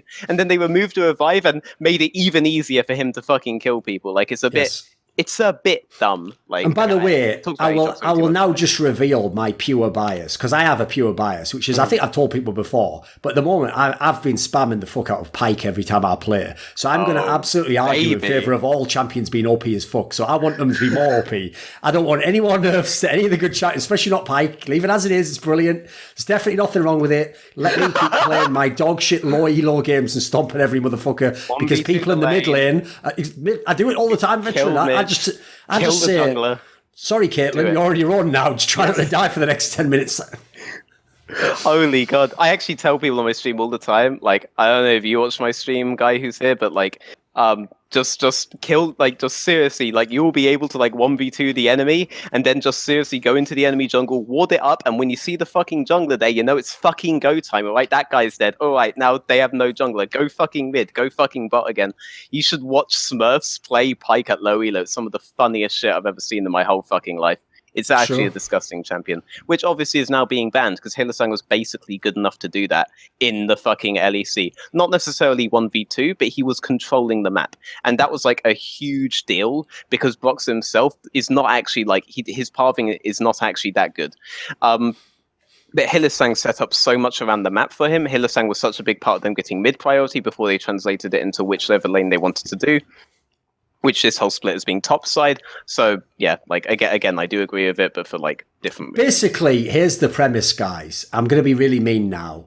Right, Broxer is about to win a contest for being the tallest person when he's a midget sat on another person's shoulders. Wow. That's when he wins the MVP. That will be the analogy. Okay. Sure. Now listen, they're not wrong. If you look at the totality of the two people, he's pretty tall. His head's at the top. The problem is, it's the guy, it's fucking Andre the Giant underneath, and he's Danny DeVito, and you've just given him the tallest man award.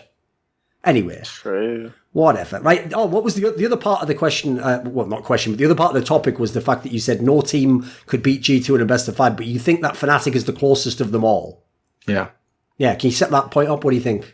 Okay, so even when Fnatic won the first game versus G2, I did not think that they were a better team because the way the game played out, they got an early lead, the snowball, and all of that. I think it was G2 more inting than Fnatic outplaying them.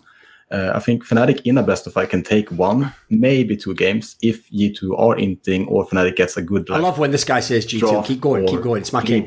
Pre-planning, but I think that G2 are just a stronger team overall. I think that you can argue they have better players in every position. And I don't see them either playing bad in 3 games or Fnatic having that kind of strategy or get that kind of start in games to win 3 games over them. I think they can win 1, 2, and I think Fnatic will make it to Worlds, but G2 won't lose summer. Okay. I'll throw in some analysis there. I think G2 are the most likely team right now to take games off G2 because they are the ones Fnatic. that are... Yeah, Fnatic are the ones. I mean, in some ways, some would say G2 are the team. Yeah, exactly. Themselves, yes. Some would say they are the most likely to take. I like the Garen pick. Yeah. Okay. Grabs is the only coach that can shut down G2, basically. Yes. Fnatic are the most likely team to beat G2. Or to take games off G2 on the basis that they are most likely to disrupt their tempo. And I think that if you disrupt their tempo lead early on, I think that G2 start to look like any other team playing from behind. That appears to be the only thing that we can really identify that really grounds them. This is on the basis of both of the games where they lost significant leads in the early game. The problem is that they don't really lose early games very often. You have to comp very specifically for that. Legit go like Renekton, Elise, and all of this kind of garbage to prevent them getting a lead early. They're just such intuitive players and they're such decisive players as a result of it. And obviously they have that level of trust that you need when you build a team. So yeah, that would be my take on it. Fnatic are the only team that really does go for these hyper-aggressive early game styles of draft, so they are the ones most likely to do it. Origin do like smother you, but they have their own problems right now, and basically if I say that, I would also be saying Origin 100% get into playoffs, which is looking less and less likely with every week, which is why Origin are continuing to win my most disappointing team of the year award, especially because they gave me so much fucking hope in spring. So there you go. That was a mini one about Origin. There you go. Okay. By the way, wait there one second. Okay. I will say, by the way, there are some new entrants, Veteran, to the meme arena. More gladiators have been brought in. Because even though they lost the game, did you see the banter that Schalke did before they played Fnatic? No, what did they do? They took that segment that Fnatic does where they have pro players like Reckless, like guess if a player in solo queue is a certain rank, and then they took clips from the previous Schalke versus Fnatic game, and then they were obviously like having, like the joke was as though Reckless was saying like, you must be like a fucking bronze player, right? It was like him, obviously. Like that was fucking banter, whoever came up with that at Schalke. You did a good job there. It doesn't matter that you lost the game. You did a great job building the little bit of hype. That was funny. I did like that. I actually really did like that video, yeah. I know what you mean now. I thought you That's meant that, legit like, as the fuck. coaches were chatting shit. In No. before they ever do it. No, I saw that. I love that kind of social media banter though, and I love that's that. great. Like in Europe, obviously I don't really follow many American like teams or players or coaches or anyone like that, but like. Do you see that in America much? Because I don't really think I see the social medias in America like chatting. The closest you get in America is the owners who are literally friends behind the scenes, like Steve Arnazet and fucking Reggie and Jack. They themselves, in their own little circle, make public fun of each other with jokes. But even then, it's not really like the org. Like you won't see the Cloud9 thing. Like, haha, guess we're going to shove another pile of shit down Bjergsen's throat. Like, you're never going to see that on their fucking social media. Yeah, no, I don't like. I'm sorry, mate, because this is obviously like a divergence from your point, but like I don't like the idea of like these owners basically trying to make mini celebrities of themselves this way. This is a huge reason why I personally didn't like Noah Winston, but it's such a difficult thing to talk about because so many journalists love Noah Winston because he gave them interviews every time. I thought it was because he was the little leprechaun looking fella. He gave them like so much content, but like when I open up the Immortals YouTube and it's just like 5 billion Noah Winston vlogs and maybe one like 1 minute highlight reel of like their CS:GO team or something, I'm just sat there like, holy shit, is this an organizational ego trip? My god, there's no way to do it. So like I don't like the idea of the owners being the ones giving banter. We have big personality owners in Europe. Like we have Ocelot, like Deficio is a really big one. Pekka even does things tandem with him, but they keep it a bit reserved. I do love the idea of using a social media account, your team's social media account, to do things, because who is the one speaking to the other guy? Like, who is the guy having the argument? It will end up being the fans, you know? The fans get really riled up over this, you know? And the fans get to chat shit at each other. And like, I just love that we have the teams doing it, because that means that you have the fans doing it. And that's what you really need. That's what you really need to like draw in the viewership of, not fans of like, I don't know, Jack. Actually, I remember Jack doing that fucking like chair thing. Yeah, okay. Yeah, goddamn. All right, I don't want to think about this anymore. But yeah, that's my 2 cents on that whole thing. Sorry, mate, that's a bit of a divergence from your topic. Sorry, no problem. Just got to be part of it. Right, that's it then, right, mate?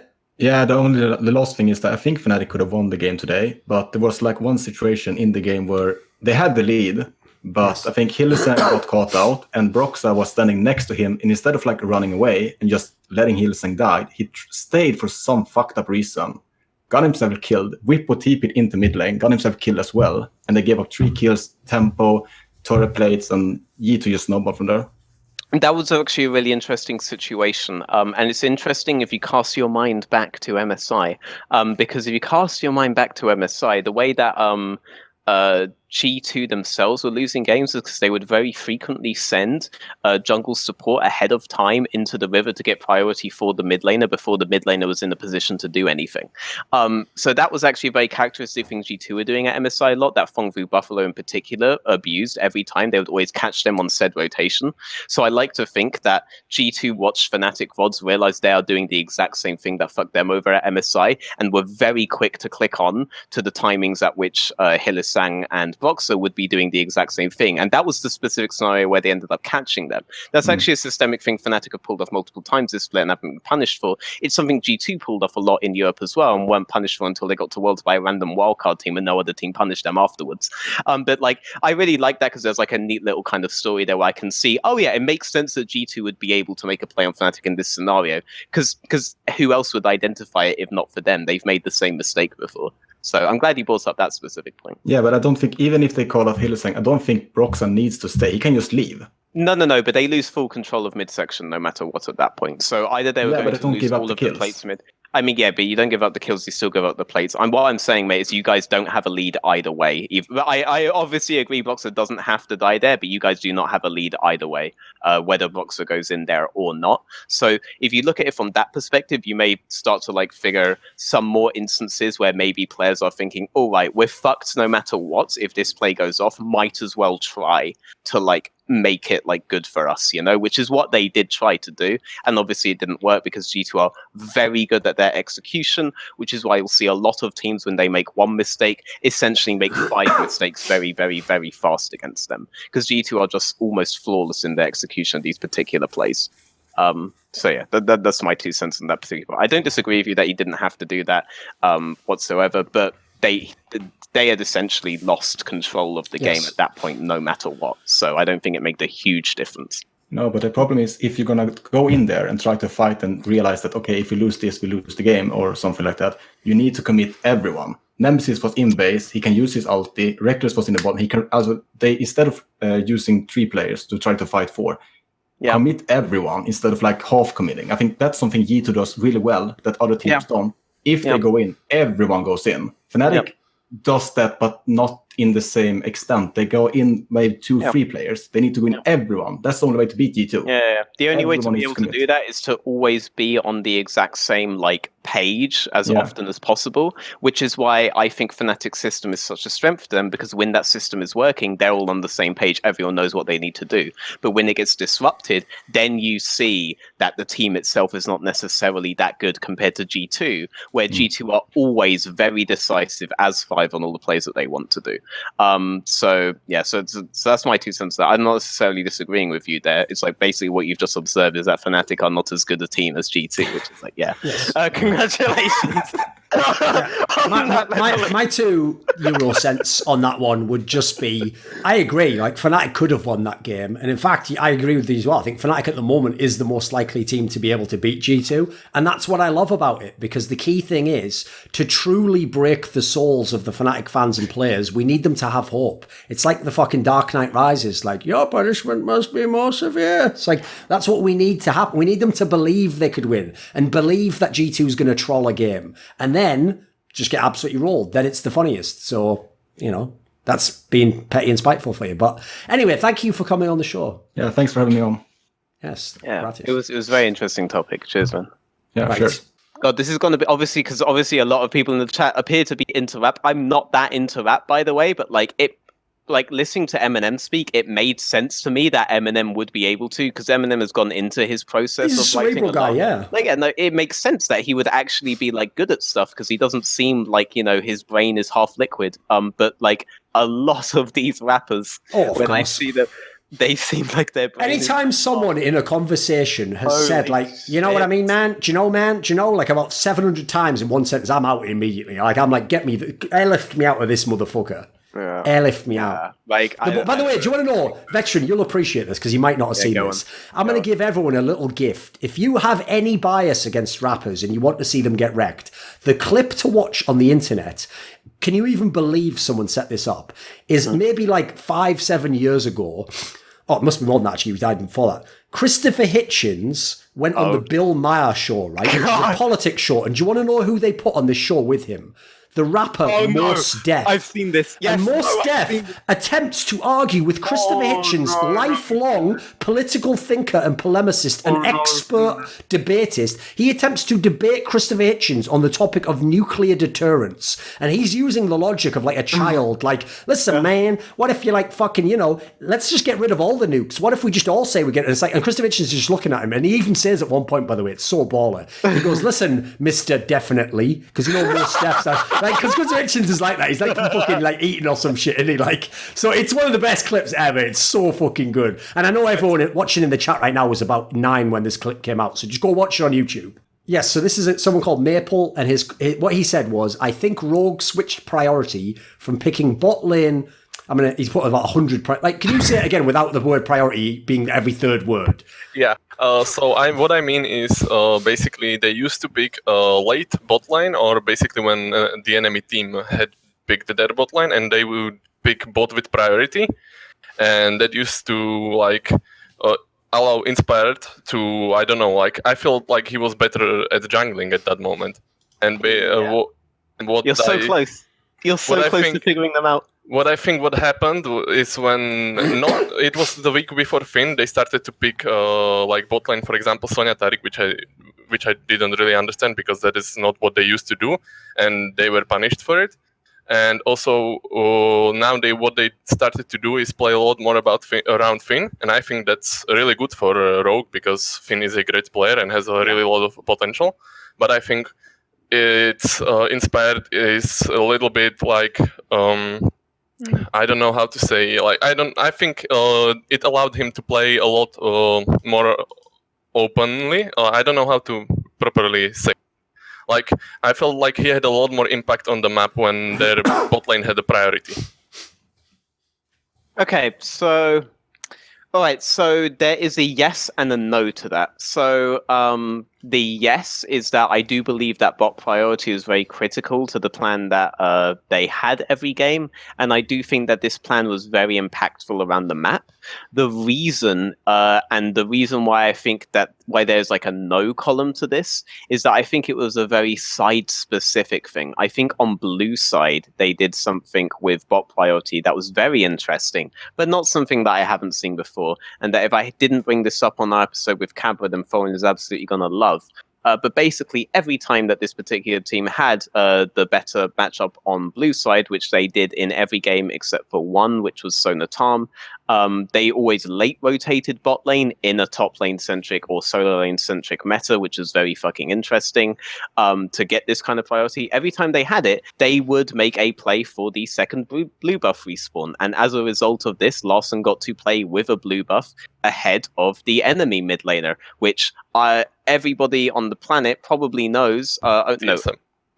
TSM have done that every single fucking time, which is really fucking funny when you realize this, because there's somehow a meme between TSM and Rogue came out. It's like, okay, well, Rogue got us a better version of TSM, so Rogue win every single time. The thing is that is a blue side specific thing. They wouldn't be able to translate that onto red side specifically, and they got very lucky that they got blue side most of the last weeks that they were making their comeback in. So I think that this whole thing would have vanished very fast anyway, and would have ended up being a bit meta dependent.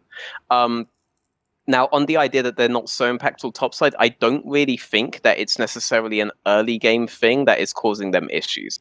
So today's game, I have to obviously explain the early game. I think it was very obvious what they wanted to do.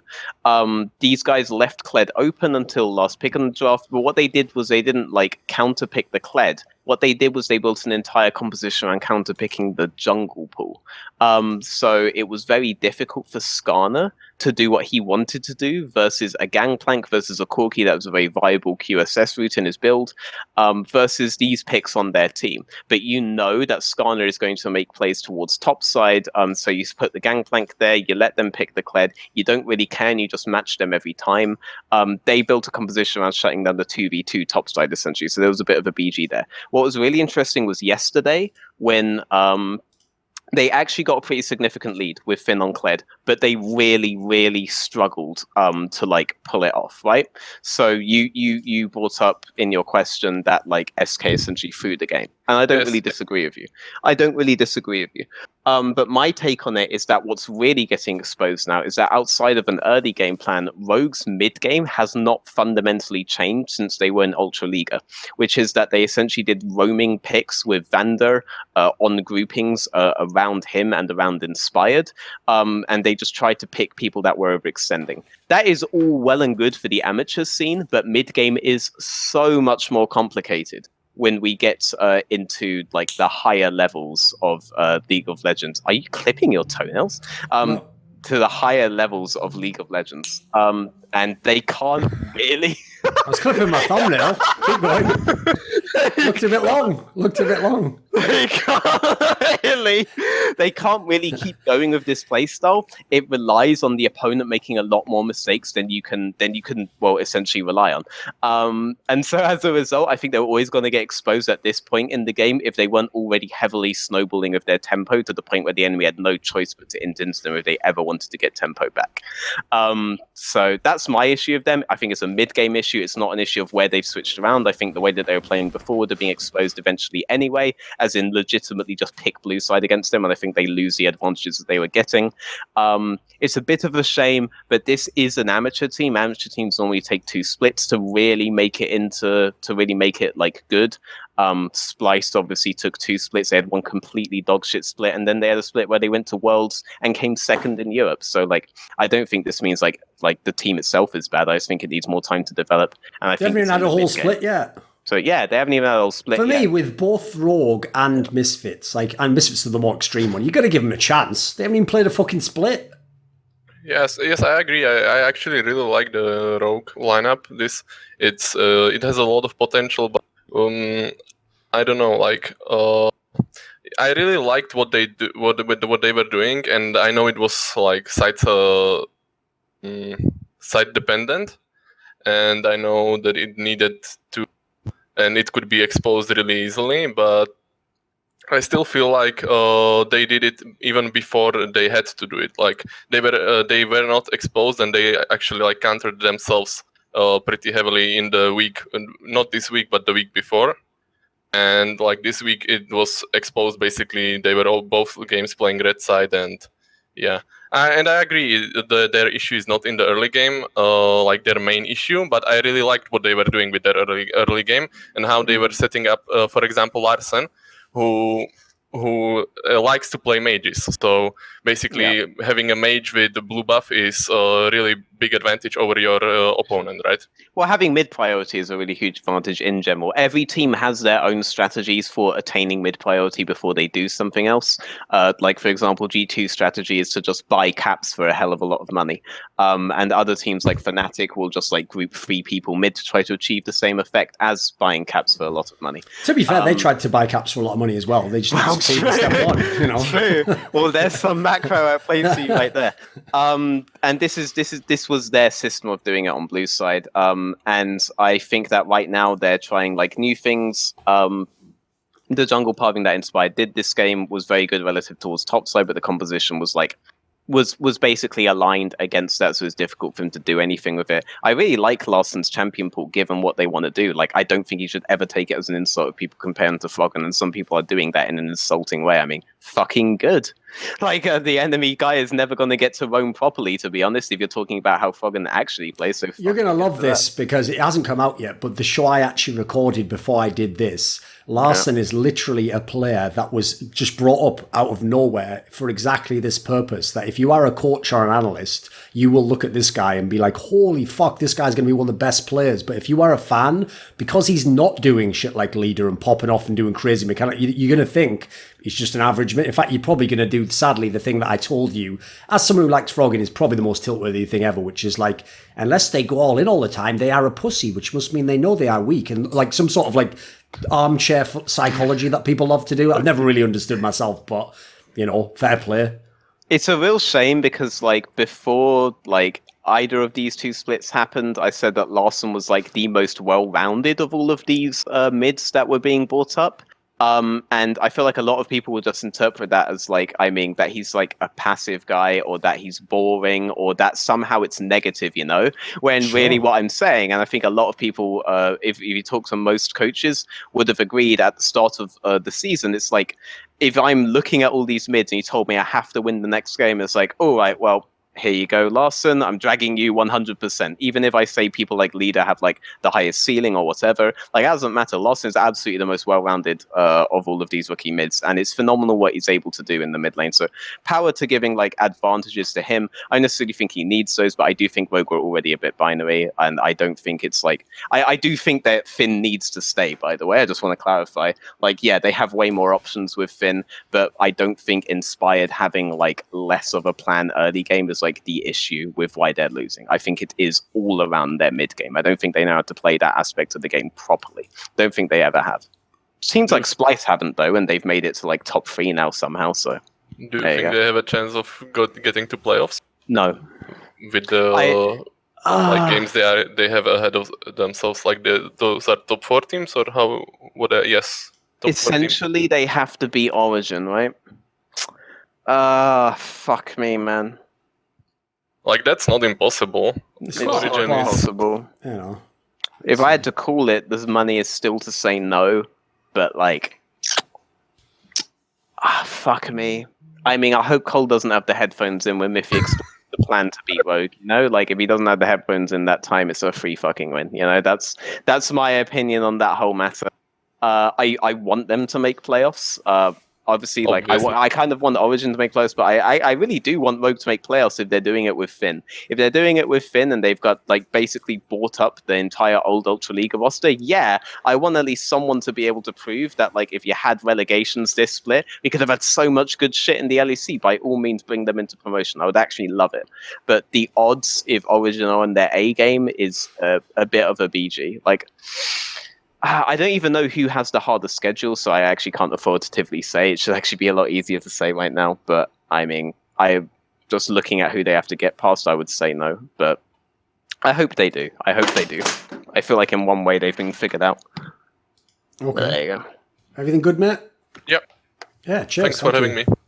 It's all right. Let's see one Sorry, more. Good. was I boring you that time, Thorin? It's all right.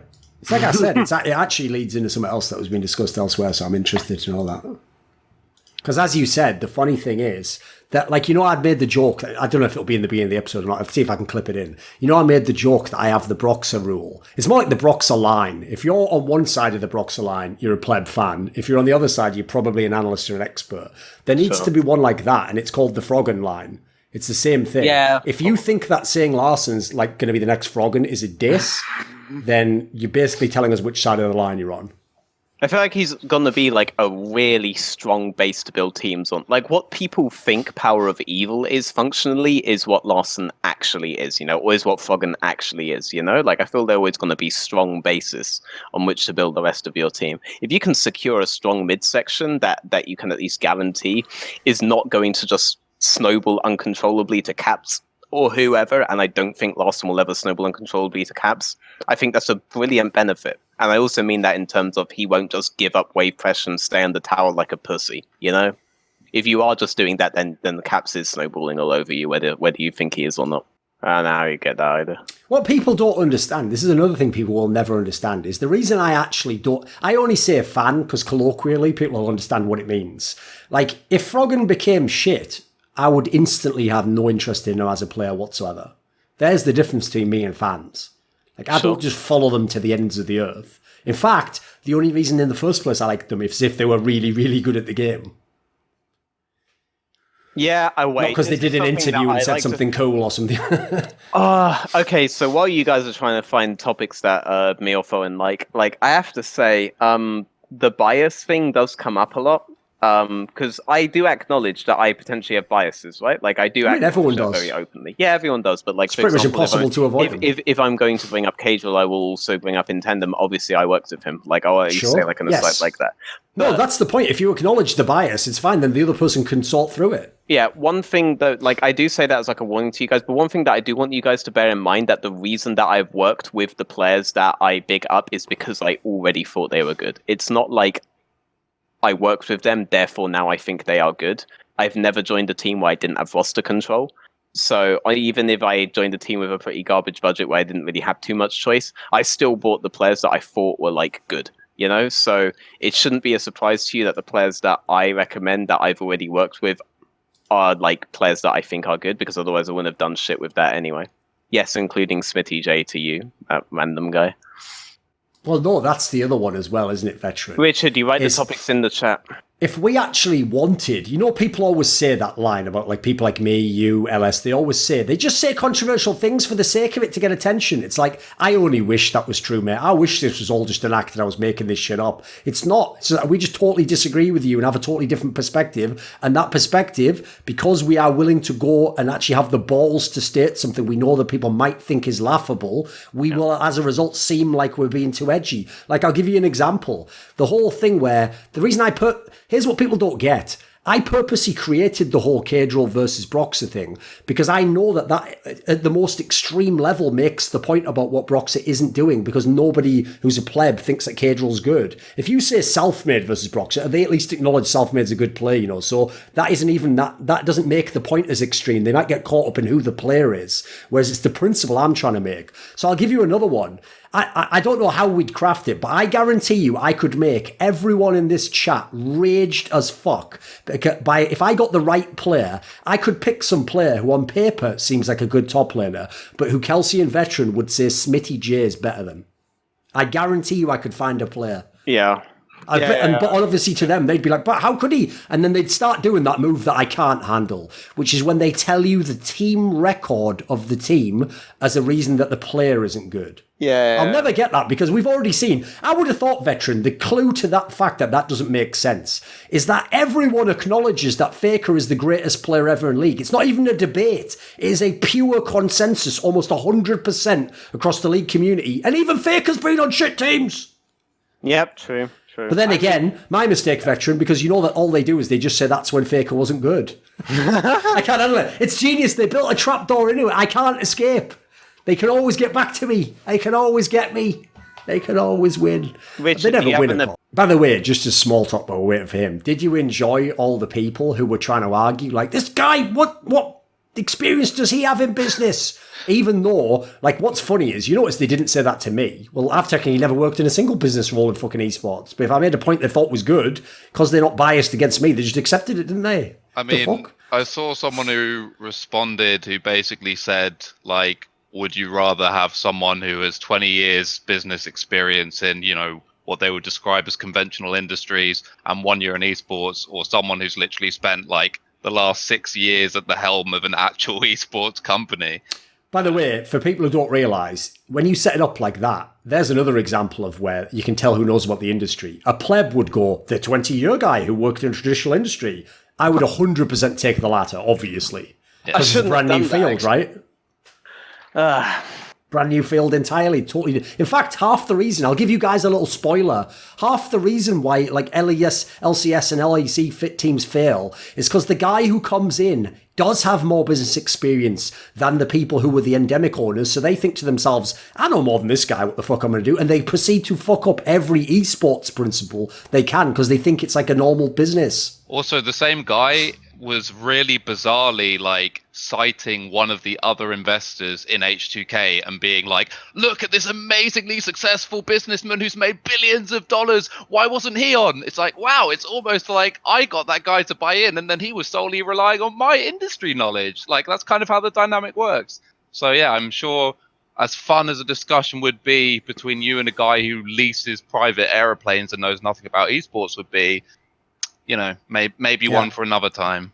And by the way, I would never do an episode like that because what would happen is I'd ask some like really deep question hoping they'd give me insight and he'd start going like, you know, these games are the future. The kids that are growing up, like, I'm out already. Like, get me out. Like, press the fucking eject button. I need to get out of this motherfucker right now. So, here's the question then. So, Rich, you can state your topic for yourself. So, obviously, Rich was on a past show. Used to obviously work with Veteran in H2K. And if anyone hasn't seen it yet, there's an episode of Listen Loco where we red pill the fuck out of everyone. And the way you know we did a great job is the only arguments I could see placed against us were basically just like, but maybe these guys are cunts. Like, that's like the only thing that anyone had. So, yes, we are. Now deal with it. Right. So, Rich, what was your topic for this show? Okay, so yeah, the overriding sort of question is like, what single move or like player swap would have the biggest overall impact on the dynamic of how the LEC currently is? My contention, and this is very coin flip, like I don't actually place that much belief necessarily in this actually doing what I'm going to describe. I think it could do, but I think purely because it would affect the top of the table, I feel like that gives it more weight than, discussing, if you just did this move, then maybe XL can move from 10th to 7th. Like, to me, that's not a By the way, he's setting up, if you don't know what he's doing right now, these are disclaimers, and he's about to say what is going to be pure blasphemy to some of you. So, go ahead. Which move would you make, Rich? I will preface my comments by saying I'm not Team Broxer. I know there's like this almost like meme thing now when some people think Broxer's like a god MVP level player and some people think he's absolute trash. I don't think either, but I, potentially more side with the latter, I guess. And I think that Dan, who's obviously the academy player, slash, in-house sub or whatever, he's someone that me and Veteran actually know like really well personally. And as irrelevant as that like might seem in terms of like how they play the game, I actually don't think it's relevant at all. I've like watched this guy playing solo queue while he's like talked me through some of the things that he's doing. I've actually played other games with him and how his like mindset works in like FPS from like a shot caller perspective and stuff like this. So, and to me, he's one of the people in the league who has like the best mind for how to manage himself in the game while also somewhat micromanaging other people. And, aside from that, I think he's legitimately like a really good jungler. I think he didn't necessarily have like a super amazing showing at Rift Rivals, but the obvious context there was it was his first stage game with the main team, or stage games with the main team. And I actually think that one of the moments which people were sort of most criticizing him for, if people actually watch it back again, it was much more of a support cock-up than a jungle cock-up. Hylissang missed his W, which loads of people seem to not realize, and that kind of screwed the whole thing. I mean, I spoke to Dan about it afterwards, and he actually said that he just played it anyway. But that just to like, that wasn't solely his fault. Is like my only thing, and that like came up a lot. But yeah, and with the Magi Felix thing, I watched these guys play. I think I saw all bar one of their UK games, and I saw all of their games in EU Masters. I think as a duo, they're really good. I think from talking to Dan about how like their relationship works in game, they seem to be very much on the same page. They have really good synergy. I also feel that Magi as a player, and I guess most people will consider this up to this point like fairly controversial, I think he's a better player, or at least has a higher ceiling than Nemesis does.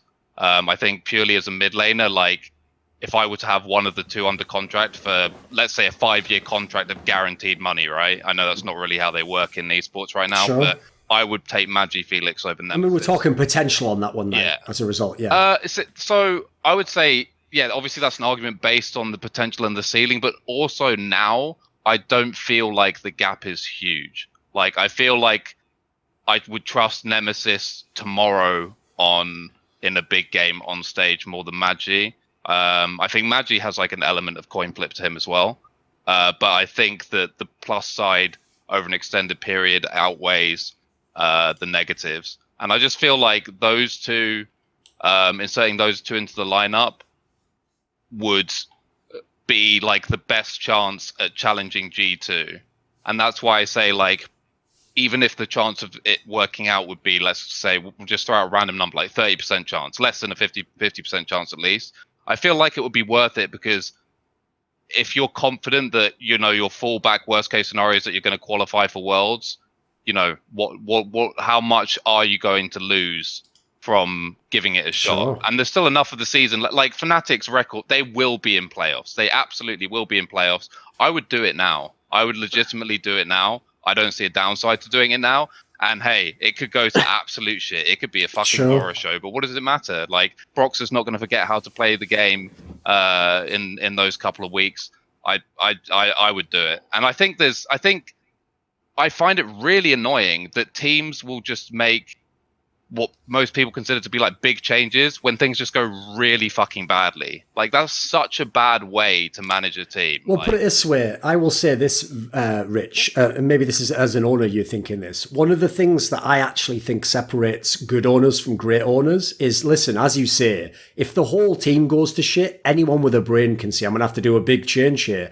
What the great owner does is when he has the third best team, he gets a player who's a very good player and upgrades that player for the player that makes you the best team. That is the hardest thing in all of sports and esports to do. It's way easier to just say, I'll just keep Sneaky forever because he's a cool guy and he's got a great personality. But tell you what, if you'd have put a Forgiven or someone in that role instead, you might have been the best team and you might have done something really bigger. But it takes balls to do it, obviously, because you are gambling on to what a pleb is like, well, if it ain't broke, don't fix it. It's like, well, it is broke in the sense of being the best. I mean, the greatest move, even though it was completely off the back of poaching, the most blatant poaching you've ever seen, was Ocelot swapping in Sven and Mithy for Hybrid and Emperor. Emperor, yes. Like, those two players after they won the split, Yeah, they clearly weren't that great.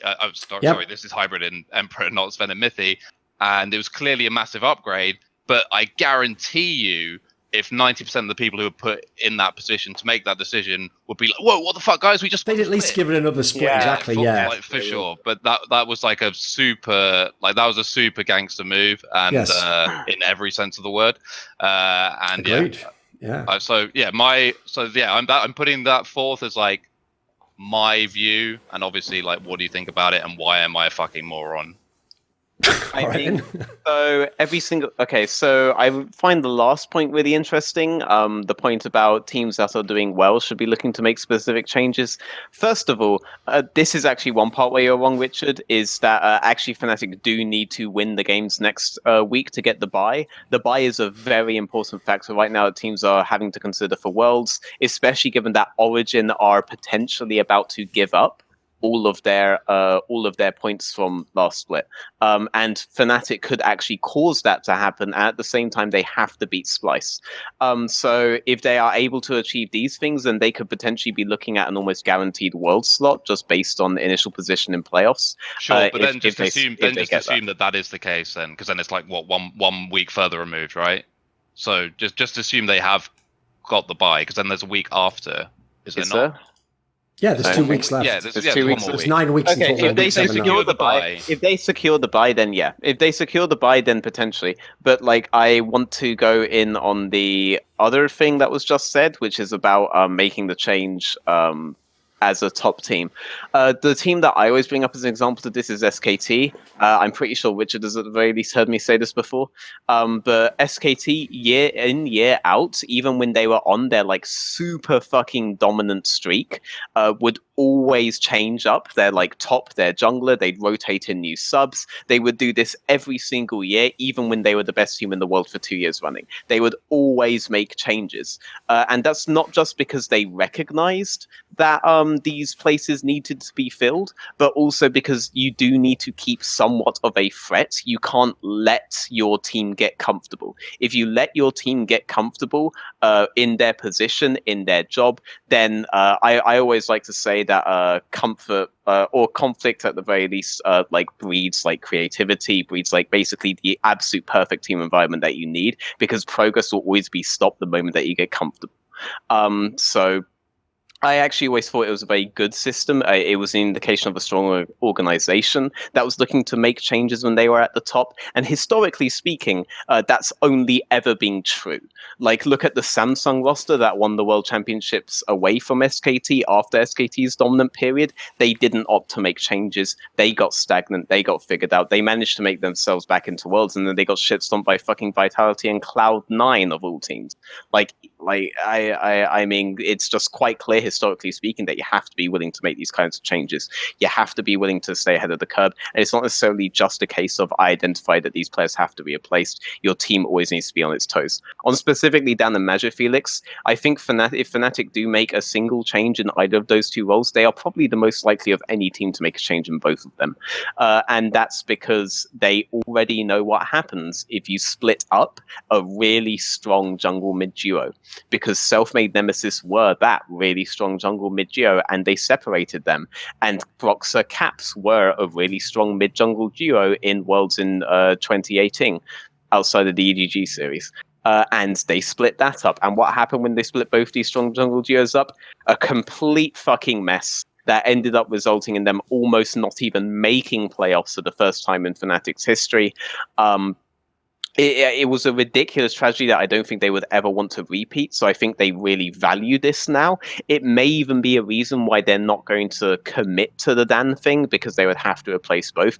I do think overall both are upgrades, because the biggest problem that they have is that their jungler right now doesn't have agency. And that's the thing that every top jungler has right now. Obviously, people argue that Broxah is a top jungler, but obviously I disagree with that. And I think any analyst, serious analyst disagrees with that.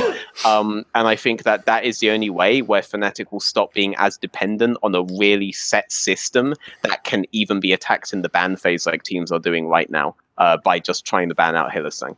I think if you add in a jungler with agency, then I think the team becomes immeasurably better, and I think you should bring along Magic Felix that is pre-existing synergy with as well. Nemesis has spent an entire year essentially becoming a player that can make up for the deficiencies of Broxah. He isn't necessarily going to be a player that is best placed with Dan, and I think Fnatic are more likely to recognize that if they look to make a change in either position. Let me ask you a really quick question on that, right? Let's just take the financial business side out of it for a second and pretend that doesn't exist. If you're Fnatic and you've won, what is it, like 7 LCS titles? I'm not sure how many they've won, but with this, I would think 5 maybe. But keep going. Achieving what they have achieved and having peaked at World's Finals last year. Looking at this roster now, how it's comprised and where they sit in their own region, let alone against the rest of the world. Mm-hmm. What is a realistic outcome for Worlds? Probably something like semi-finals at best, I would imagine. So if we take that as read, then what is is kind of the risk versus reward balance? Like for me, if I had Fnatic's history, I would kind of want to push the envelope and be like, okay, I have a pretty good team. Not an amazing all-time level team, but I have a pretty good team, and I think I would probably rather take the risk. After Worlds, it's like the analogy is the old TSM teams, right? They were the best in NA, but did they do what they needed to try and shoot for being the best in the world? Now, whether that's a stupid premise or not, they clearly... I mean, at times I would say they tried to. They did misguided moves, but the question is, would they stay with their laurels and stay number one, or did they make the big move to go to the top? By the way, you're actually right. There was 7 titles. Yeah, and if they'd never achieved anything before as an organization or even a team, because these are returning players from last year, right? You could always make an argument of, oh yeah, that's all well and good from the organization's perspective, but some of these guys have never been there. Well, no, almost all of the roster returned from last year, so that's somewhat diluted as a premise. I would make the case that, I'm not sure if it's going to work, but what I am sure of is it's not going to completely derail us. Like out of relevancy, we'll almost certainly qualify for Worlds, and let's shoot for something memorable and something we can add to our resume rather than being a relatively insignificant year in Fnatic's history by maybe making a quarterfinal, maybe at a push making a semi-final if we get like a lucky bracket. By the way, just to really quickly reply to someone in the chat who made a good point. Yes, Self-Made, who I would say is like objectively one of the absolute best junglers in the region right now. As a single move, I've kind of cheated because I did like 2 moves, but I kind of justify that by saying they're both already on the roster. I would agree. It's like a single move by making a team transfer. Self-Made, you would win that debate. But I will just say as an aside, this is just industry stuff. You're going to find very few instances of SK Gaming wanting to trade anyone to Fnatic. So I'll just say that's an external one that has other factors that go a long way back that won't be happening. I mean, Alex Muller somehow managed to get ready to pay money for Svenskeren even though he wasn't under contract. So that's how those guys work. But yeah, so I would just contest that. Yeah, it's worth, when you're in the position that the players were in last year and the heights that they reached and what the heights the org have already reached, I think it's a risk worth taking, in my opinion. I mean, otherwise, if they don't make a change, and I think Fnatic is the only team who are in a position to even hypothetically make the leap, G2 win. By default, G2 will win Europe. So, for me, that's the move. Yeah. So, the problem on this one, Fisher, I've got a quick point to just chuck in. Go on. Is like, first of all, like I outlined there, I do think that's the area people miss, is that you should actually be, or basically, here's how I think you should actually think about being a GM. You think about every season, and the last season can't be the reason why you do something now. As in, well, I finished top 4 last season, right? About 50 of the variables that made you finish top 4 last season no longer apply this season. Other teams change, the style changes, people know your style. Maybe this player got good to a level but won't go beyond that. Like, you should actually, just at every moment, you should be able to remove the sunken cost fallacy and just say, what is the best team I could make now? And so if that means, like, listen, obviously this scenario we're describing now would be mega rough for fans who are like, what the fuck? We spent the whole year trying to get to know Nemesis and you're just going to remove him. It's like, yes, because the point is, if the question is, would you like to remove this player you've got to know, but the reason why is because I might get you to the final of Worlds, that's a pretty good fucking trade. Suddenly that seems like quite a nice trade. So the point there is, like, I do think that's like a missing area, and I hate owners who get to know the player too well and they just keep those players for like 3 spits too long. Like, that just kills me. This is like another I mean, this actually happened, right, with the old school Fnatic lineup of Xpeke and so as like the first time round. People were understandably, devastated when he decided to step away and make Origin or whatever. And then when, they kind of knew about Febiven because he was really hyped from like the challenger scene or whatever, they had no clue about these Koreans. And no, there were massive gambles all across the board. I mean, Fnatic had no clue about them as well, to be honest. But either way, like the point is, then they went unbeaten in the summer split. And up until the finals, I guess, technically, and then went on a really good Worlds run, and suddenly it's like, all is forgiven. So yeah, it's in some cases, the ends do justify the means.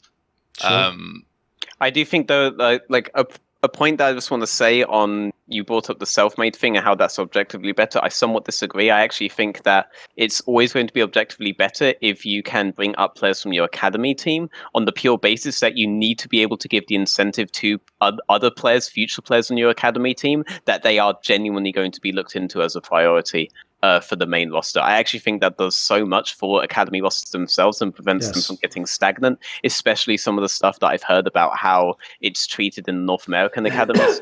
It doesn't seem like a place where you can develop at all in any way, shape, or form. It actually seems like a gigantic fucking waste of time. Veteran, if you were a big org, TSM, Cloud9, Fnatic, G2, the best case scenario you could put yourself in is that someone would rather play an academy in your academy team with the chance they could go up than say, I'll go and play an XL now. Yes, that's your dream, because that's where you're going to, and also you're going to get them way cheaper as a result. So I think even just for the org, it makes a lot more sense. Yeah, by the way, this was actually the point that I wanted to end specifically on with, I had a mini tangent that you just managed to fucking press the far forward button on, so fucking congratulations, is that eventually you will be able to use your academy like that if you, not just being able to encourage them, but you'll be able to genuinely attract the best new prospects to your academy team, which is not the way things are done right now. There are plenty of players that rejected joining academy teams because you have a double variable here. It's not just, joining this academy team doesn't necessarily get me straight in, I might as well join Excel. It's also,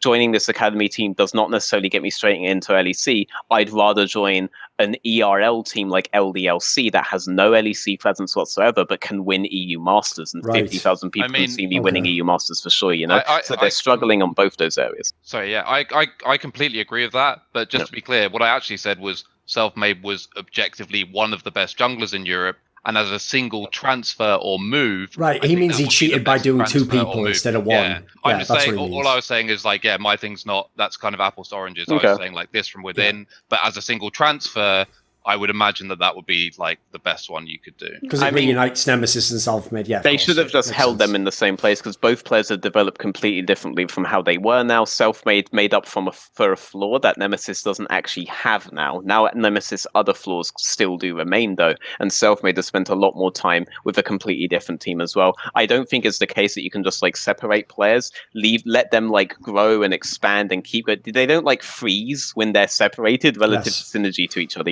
They're different people at this point. I don't think you can ever reverse the Selfmade Nemesis synergy at this point. I'll even give you one of the biggest. Yeah, although I was just going to say, I do think the biggest mistake Fnatic made was not taking Selfmade with Nemesis, though. I'll give you an analogy that I think illustrates what you just said there, Veteran, which is when a band that's really popular breaks up, right? Usually they break up, if people don't know, because one person's sick of the other one, and oftentimes they have creative differences. I want to do this type of music, well, I want to do this instead. When they break up, obviously every fan of the band just hopes and prays they're going to get back together and do a reunion.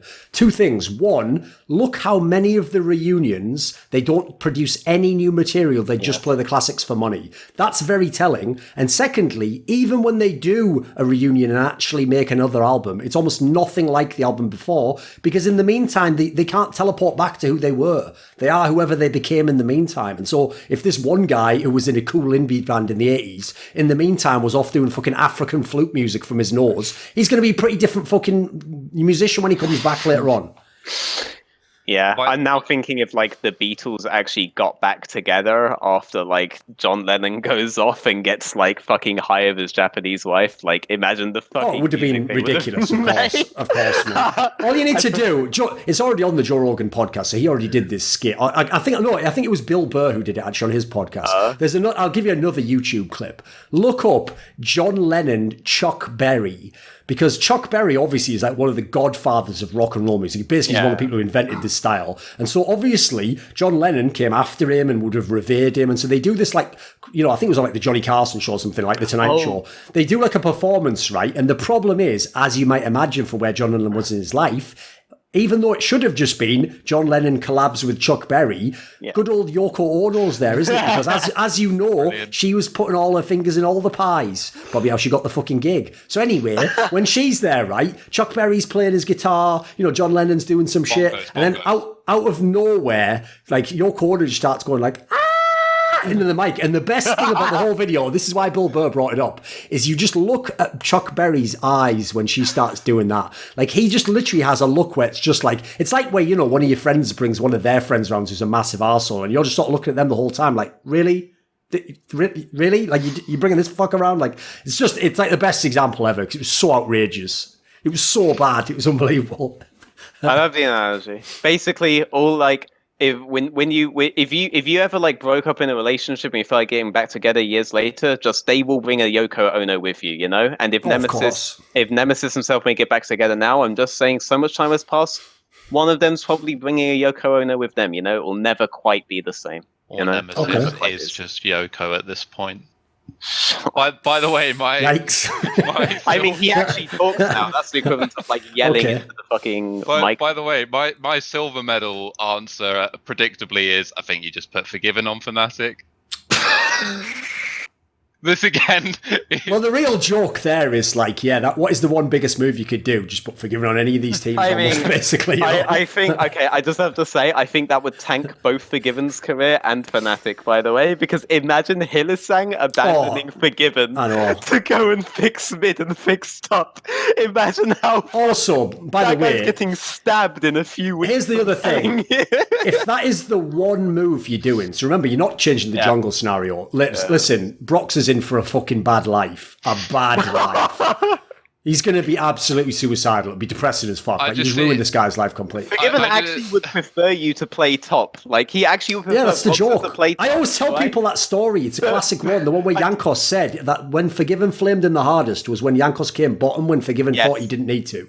Yes. Like, there's, other people don't realise you don't find players like that. That's like a sort of...